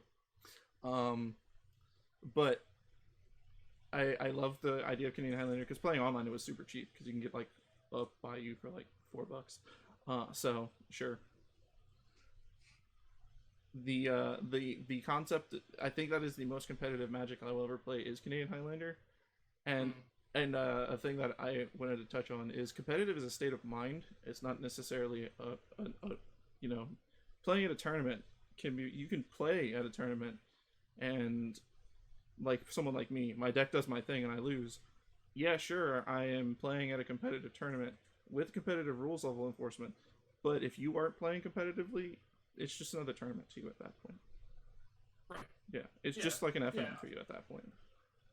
Yeah, I definitely agree with that. Or you can just look at it as like the individual match. It's like, yeah, you know, like you getting paired and having a win-loss record is like how you actually get to play Magic, but like you're just doing it like one match at a time, and you're basically disregarding whatever your record is, right? So all you were doing was like put another person in front of me to play Magic with. Yeah. You know? Because at the end of the day, I just want to play Magic at this point. Like, especially now with all this going on, like, there would be a chance I enter, like, a sealed PTQ. Like, that happens at a larger event. I don't care if I'm in I know rules level enforcement, I'm a judge, but, like, I'm not going to sit here and rules lawyer someone out of a game like some people do. I don't care. I mean, the rules have changed so much now that rewinds are totally a thing that can happen outside of a judge's, you know, call at that point. Like, be like, hey, do you guys both agree to, you know, that we can like call this back real quick because I had an upkeep trigger I missed, kind of thing. And rules level enforcement has evolved so much that that's just a thing that can happen now, which is great. Yeah. So also this GP Columbus that I lost at Krempel's playing for top 8. Yeah. My first draft, like, you do the booster draft and you have to register your deck, and I forgot to register the 3 artifact lands that were in my deck. Oh. What do you think the penalty for that should be? So deck list error now is a game loss, not a round loss, a game loss. What do you think it should be? What do I think it should be? I think it should just be you fix it and fucking play, but that's just how I feel. Word. Yeah. Yeah, I got a match loss. Yeah, because this is a recent change actually between deck list errors. Back then it was a match loss, which is ridiculous. If you didn't register these things, you lose this round. Yeah. So it's weird too, because I don't know. It's like the filling out of deck lists. There's got to be a better way of doing it.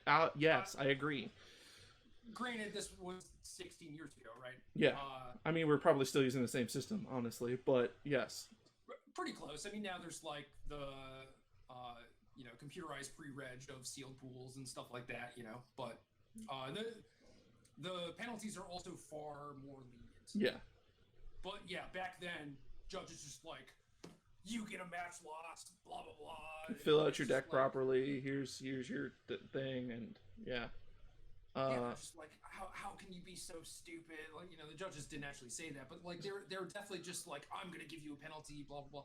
And now it's just like, God, I hate to give you this penalty. Yeah, I never right. do anything on purpose. Like, is there any way that we could, you know, change these rules to make them less punishing, blah blah blah? And it's like, that is definitely the right mindset. Why are you just imitating me right now? I feel attacked. Because I've had to give this talk Like, to someone at an event. guys, do we have to like I, look at him? Look at those eyes. Look at that LA pendant he's got on. He's so sad. I've had to give that talk to someone, and it is the hardest talk because they feel so bad about it. Like, no player feels good about getting their deck list wrong. They're like, I'm so sorry. And it's just like, please don't apologize. You're going to make me this worse. Like, I need you to, like, it's going to be okay. Like, you will still play, you know, rounds of Magic. It's just your opponent has a win now and you have a loss. Yeah. And it's so heartbreaking to do that, to, like, tell someone that. As a judge who's done it at a couple of, like, BTQs, and I've never judged any super big event, thankfully, because I think my anxiety would, like... They didn't care. They didn't care? Wow. No. Well, like, it depends on the person, obviously. Yeah. You know? Well, I have, like, been around events with a lot of older judges, and they will just be like, yeah, no, don't be stupid. You fill out this list. I'm like, you don't have to call the motherfucker stupid. Jesus. No, but you get to, you know. Yeah, apparently. Like, that's... You're a judge. You get to do that, apparently. I missed that in my judge test. So back then, I know exactly the reason why this happened. I drafted this deck. I thought it was sweet, and my friends were like on the rail trying to watch me draft or whatever. And so I wanted to go show it to them. So I just, like, you know, did my thing, didn't double check it, and that's why I didn't register the stuff. Gotcha. So judge tells me I'm getting a match loss, and I'm just like, okay, my mistake. You know, that is really stupid. I should not do that again. And I sat down. Like, you still get paired, right? So I get paired. I play against Mike Turian in round 10. You know, super good pro player, one of the best limited players of all time, currently works at Wizards, et cetera, and super nice guy. And sit down, meeting him for the first time. So we introduced ourselves, and I was like, I'm getting a match loss for misreg. And he's like, oh, that sucks. You want to get lunch? I was like, sure. You know, just like went to the way to get lunch. See, I love that situation. But that's just like kind of how it was. It was like, I did this. I'm getting like this horrendously bad penalty, right? Because I'm doing well in this tournament. Yeah. And Mike is not like, oh, that sucks so bad, or because that's just how it was. Yeah. You know, it's like if you make a mistake, basically like your tournament is over. Like that's how punishing it was. Jeez, man. Like, good times. Yeah. It teaches me to not make that mistake again, though. It does, and I think, like, the weird thing is that this punishment definitely still teaches you not to make that mistake. It still just feels bad having to give it to someone, though, like, as a judge, as a person who actually cares about, like, you know, people's feelings, because I definitely have seen LGSs that really don't give a shit about your feelings. I mean, we could go into a talk about that, but, you know, I judge at one LGS, and people used to come in drunk all the time, and I think I told you about this. Yeah. And one day I finally said something, and a bunch of people, I don't know why, got really upset that I told them something. And it's just like, well, I wonder, maybe if you didn't show up drunk, I wouldn't be having these issues, and I wouldn't be having to tell, like, you know, the store owner and the store manager about all these problems that I'm having about people being loud and obnoxious while there's 12-year-olds drafting. Right. And they go, well, you know, but about the people who come in high, I'm all like, they're not the ones being loud, belligerent, and around 12-year-olds drafting while their parents are here. And half the time, they're just hungry and quiet. And it's just like, cool, you want to do this, well, blame someone else situation. But I'm just going to sit here and tell you that you need to stop drinking. I don't care about the other situation right now, because we're not talking about that. If that becomes a problem, we can talk about it. But right now, it's not. And it's like, not to say I've slowly not stopped going to that store, but especially with everything that's going on right now, I had visited it less, and usually it would only come if they needed me to judge events, basically. Mm-hmm. Because, like, I know that they're not going to stop, and the only thing that's going to stop them right now is basically someone coming in and saying, all right, we're going to stop doing modern events on Friday Night Magic because you guys keep coming in drunk. Because it's the modern group that was doing it, and it's just like, we're going to stop doing this because you guys won't stop coming in drunk. And then then when it's too late, they're going to start being very upset. Yeah. No, it's just so absurd to me that, you know, someone is very nicely like, hey, can you please stop doing this thing that is a net negative to a lot of people. And they're just like, how dare you? Yeah. It was. How dare you ask me politely to stop doing this thing that is very obviously not right? Yeah, it was mind-boggling to me. It was like to have them be like, "Well, maybe we just don't come to the event," and I was just like, "Well, I mean, that's your prerogative. I ain't gonna tell you how to live your life." Yeah. But in people like Ricky from MTG Wikipedia, he is like been like the person I look up to as if it comes to being a judge and handling situations, because I mean, like, the man knows how to handle a lot of situations very well. Yeah. And whether you follow him on Twitter, if you should, MTG Wikipedia, he's great. He tackles a bunch of other things that are a bunch of stigmas that people usually don't talk about very much, and he handles them really well. Yeah, he's definitely got a lot of good insights, and yeah, I don't know, like he is just definitely like a good follow, good person. Has been around in Magic and the judge community and everything for a long time. Has also been a competitive player at like a couple different points in his career and stuff, and basically sees all the angles. You know, like he's very well informed about a lot of different stuff because he's been there. Yeah. And I mean, when he's wrong, he apologizes. He he doesn't just sit there and be like, "Well, I'm gonna delete this tweet and act like it never happened." He like retweets it and owns up to it, and it's that's a weird thing because it's actually a refreshing breath of air, because you don't see that. You don't see people own up for their actions, and when you see that, you're just like, I notice you. Well, a lot of the time, like say you're talking about the drunk guys, right? Yeah. Like, they are basically just going to double down a lot of the time and just be like, "Oh yeah, how dare this person tell me to do things differently or whatever," instead of actually being like, "Huh, I wonder why Phil was telling me to not come in drunk." And it's like, you told him the reason, right? And you shouldn't have to. Shouldn't have to think about it too hard or whatever. Yeah. But like, very few people are, self-aware enough, introspective enough to actually like stop and be like, "Oh, well, maybe I should actually like listen to the thing that people are saying to me and maybe update my model of like how this situation should be handled or whatever, how I should handle myself." And then at that point, when you do realize that you made a mistake and you blew it, a lot of people are just like, "Oh, we'll sweep that under the rug," Like, I don't really want to admit to that. So. Yeah. And it's sad because it was to the point where like I was just like, "You guys can just go drinking after the event." Like, literally, this event ends when our store closes. You just leave here, go to the bar that's like 5 minutes away, and then do your thing.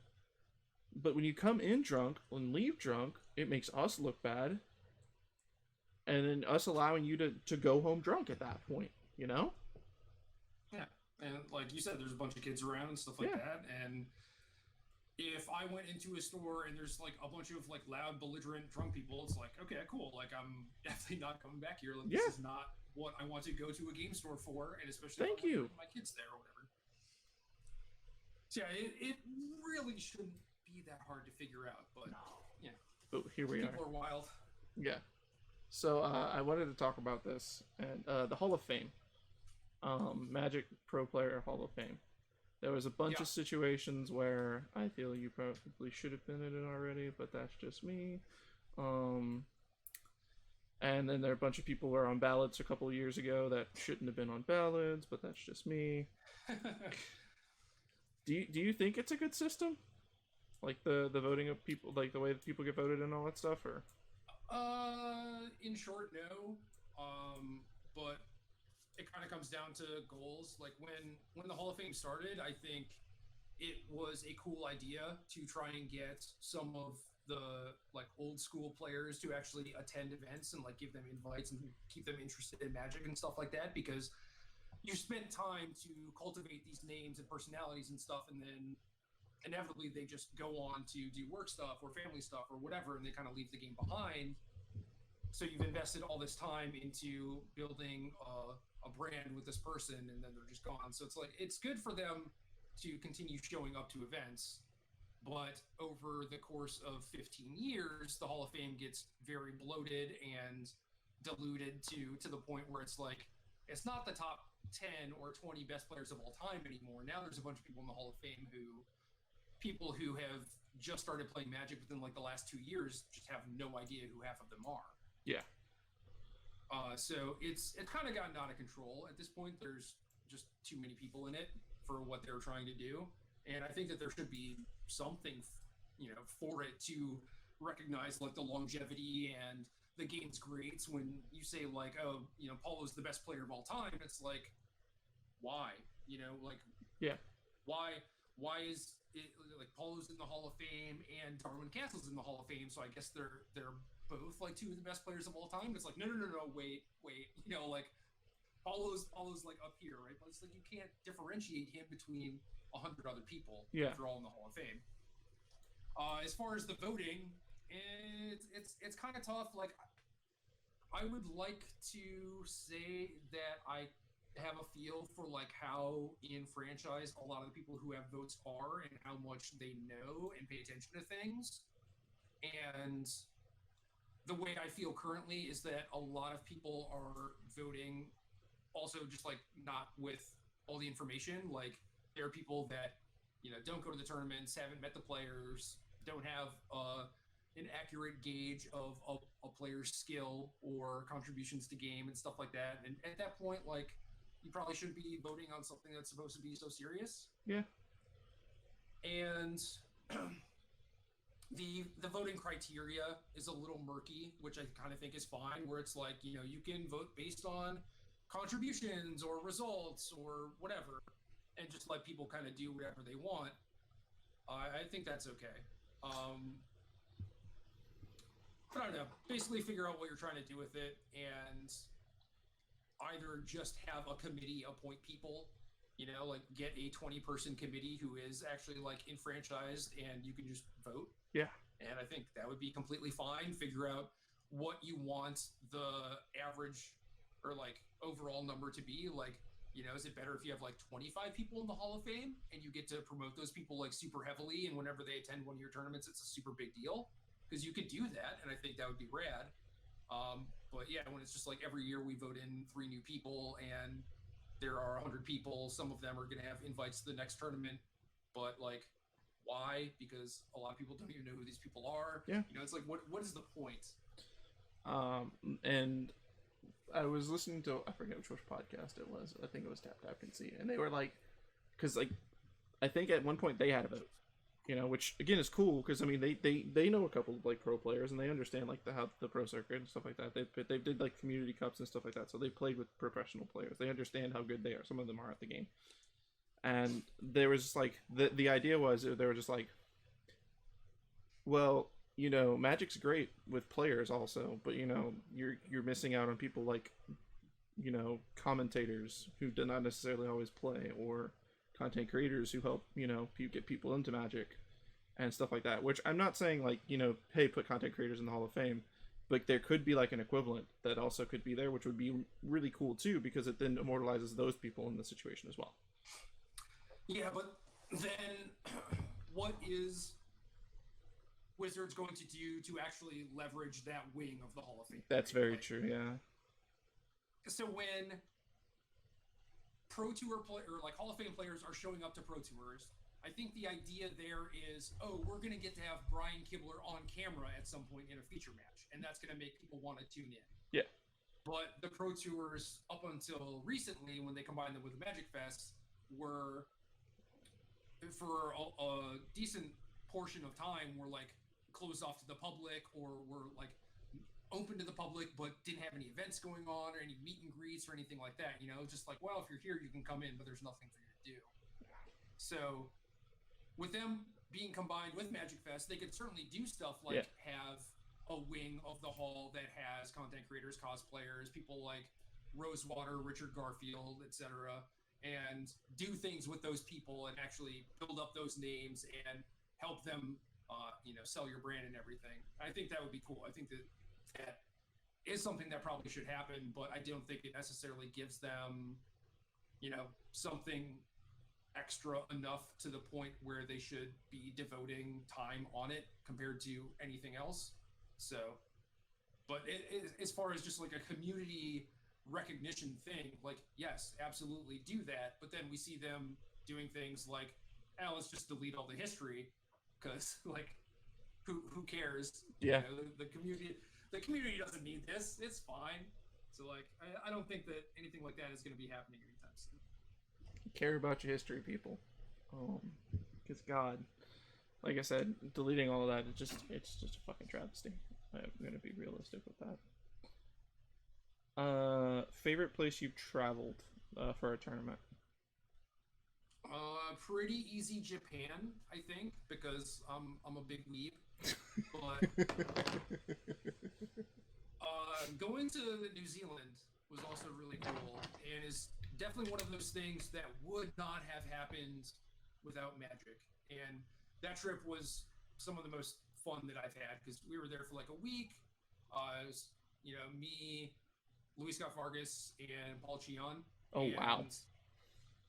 Luis just got a message from like a random dude who lived in New Zealand that was like, hey, we have a house with a bedroom and like a couch, y'all can come stay with us or whatever. And us being like stupid kids, we're just like, sure, yeah.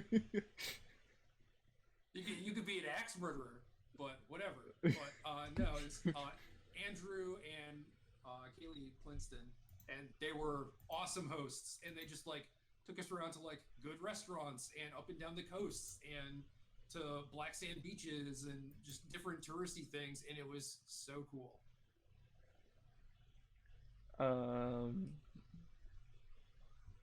Fun fact, Luis Scott Vargas is a little scared of heights. He did not want to go skydiving. Oh, wow.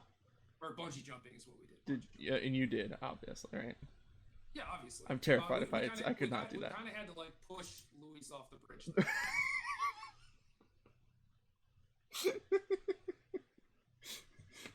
I don't know if I'd want to kill you or not if you did that to me. He lived. It's all good. He lived. It's fine. Don't worry about it. Oh god. So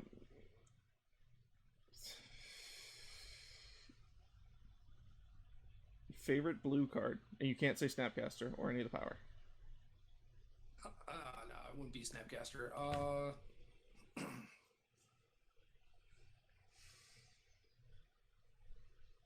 Like Brainstorm is the obvious answer, but it's also a bad answer. I'm gonna say Repeal. Oh, that's cool. Yeah, no, I that's awesome. If I had to pick one, it's a cheat answer. It's Psychotog. Well, that's a good one. That's a good one. That's like when I first like really got into Magic, and I saw a Psychotog deck and was like, "This is nuts." Yeah, I remember looking up deck lists for the very first Masters where like Psychotog was not a deck, and then just literally everyone showed up with it, which is pretty funny. That is funny. I got to like look at like Dave Humphrey's deck list and Kai Buddha's deck list and like all these people and be like like who built the best version of this deck and like which one should I take the FNM. That was like some of the most fun for me was when like sideboard.com would post their deck list and I just get to like start scouring through them because there was just like no information. There were very few big tournaments. Yeah, Psychotog was such a weird deck, and like to see it just like basically be like 99% of like like mirror matches basically in tournaments was kind of crazy. Yeah. It's just like it was the deck that everyone played because it was like the deck, and it's weird because luckily standard or what type 1 back then or whatever it was. Type 2, yeah, type 1 was legacy, I think, at that point. But yeah, type 2, it's weird because you see the progression of standard now and the diversity, although I think the current standard meta is kind of ridiculous and does not really, foster a great meta, but that's just my opinion at this point. I think decks like Fires are clearly like kind of pushing its way with what standard really wants to be, but that's again just my opinion at that point. Because when you're going to cast free spells, and standard hates free spells. Let's be realistic. Like, how many times do you see a free spell in a standard set? You don't see that very often. Well, now we see it like every set. Yeah. So. And I guess it's like I look at Theros Khan's standard, And like there was like Jun monsters and Mono Blue and Mono Black. Well, that was like before, but still, like Jun monsters was still a thing. And then you had like Abzan decks, but then you get to 4-color Rally, and then we don't talk about 4-color Rally, because that's not a fun deck. No, actually, if you go back like cons up to Origins, and you look at like what the best decks were during like each 3-month time period, or like each big tournament that happened, like it shifted a lot. Yeah, there was like a lot of constant where it was like, yeah, Abzan's always good, and like some form of Jeskai is always good, but there was just a ton of metagame churn and like a lot of different viable decks that people played throughout the course of that season. And then yeah, I got to the point where Rally was a thing, and then Zendikar came out, and then we had like the fetch dual mana bases for a little bit. Yeah, and that was heinous. Everything just kind of went to hell. But you went to like it was fun. And then Kaladesh came out, and then Aetherworks was a deck. Yeah. Aetherworks Marvel. And that was funny, because like when I saw Pioneer coming, I was like, oh god, Aetherworks decks are coming back. And now, could you imagine someone trying to play an Aetherworks deck in a freaking Pioneer tournament right now?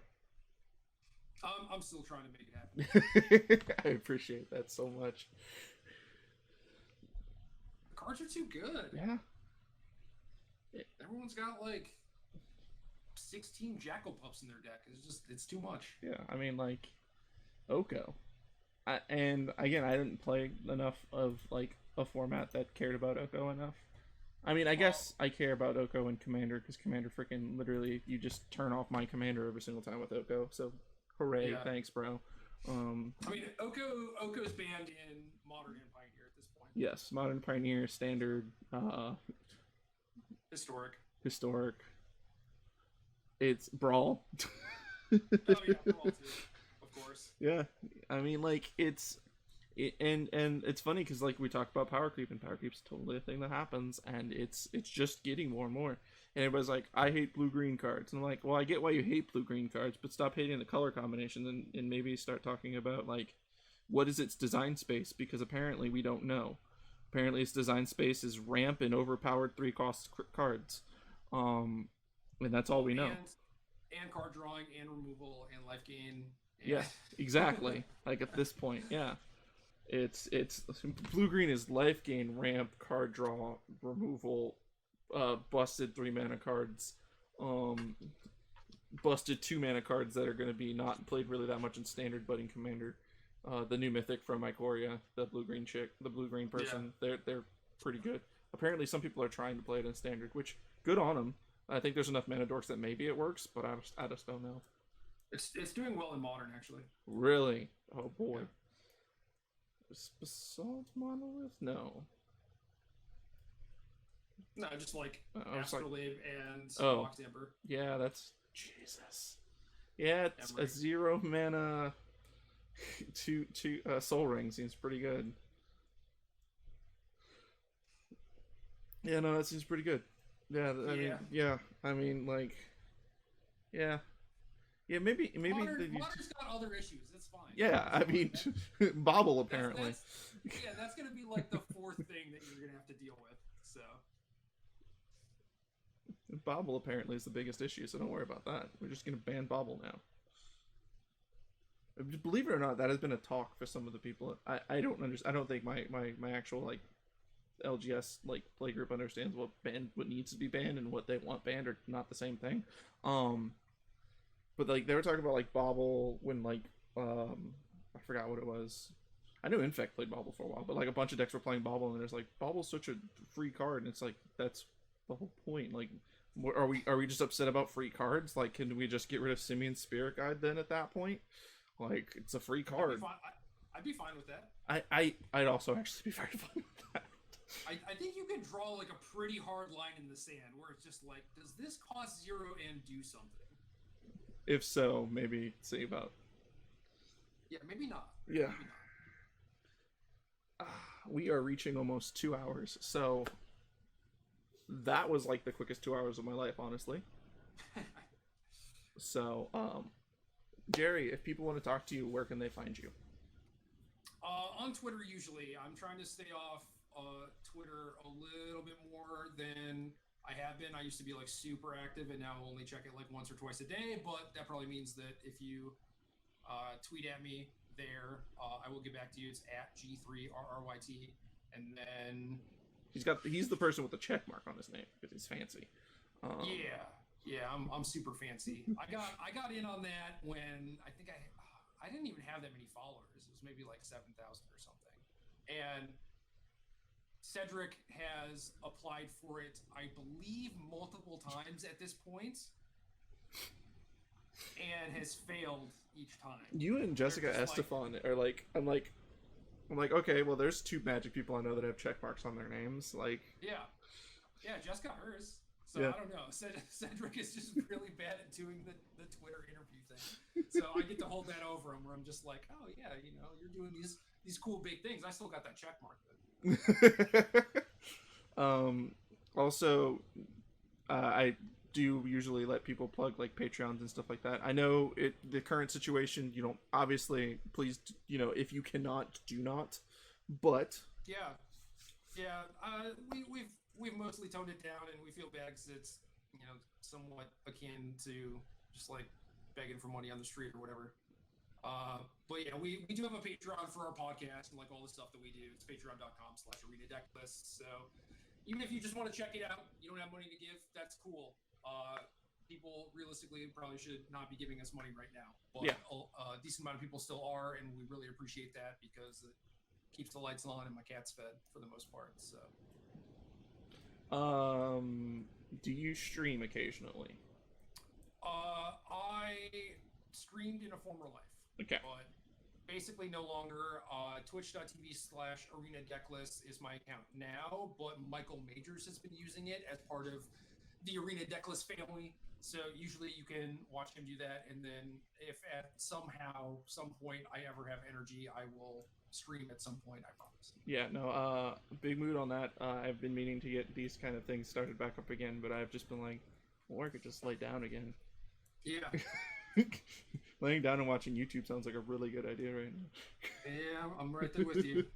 So, that's going to be it for us. I am going to go host someone, because that seems like a good idea to do. Do you still, someone... Tell Ellie to start streaming again. So yeah, tell Ellie to start streaming again, yeah. You can rate her back. Someone, 2G, so someone in chat asks, do you still do podcasts with Brian? Yes. Yeah. That was the Arena Decklist. Yeah. Yep. So, yeah, we're still doing that every week. I was about to say, last week you had a Twitter post about your cat sitting on a box at the beginning of the recording of the podcast, and by the end, the cat had sunken into the box. And that was pretty fucking funny. She's in the... I don't know how well you can see. Oh, I can't... Yeah, I was like, I can see it. Yep. I see the movement of a cat. She is deep in the box. Cat's just like, I am in this box. This is mine. So, it looks like Olivia's streaming, though, so I might go raid her. Yeah, I just saw that. Yeah, let's go raid Olivia. I'm gonna take another box cat pic. Oh, she's looking at me. She doesn't like this. I don't have her consent to use her image on Twitter. So for those who are curious, this will go on YouTube probably within the next week, depending upon how much YouTube likes me. Sometimes it doesn't like it when I upload large videos and then my computer crashes. It just happens sometimes. Yeah, but I will tweet when that happens. You can follow me at Decidedly Ugin, all one word. My Twitter my Twitch used to be spelled wrong because I'm bad at spelling. But I fixed that. It only took me 2 months because that's how long it takes you to be able to change your screen name again. So yeah, now I am the correct spelling of that on here. You can find basically Decidedly Ugin everywhere. That's just good branding. Yeah, I used to be Get Good Cheesecake, and I was just like, that's an obscure reference that no one else gets, and I if I'm gonna do this, I should probably go with something everyone knows. Yeah. Yeah. I don't get the reference. Okay. No, it's an old novelty sub to a lure stream that happened like 7 years ago. Wow, my power just flickered. That sounded great. You probably saw that on stream.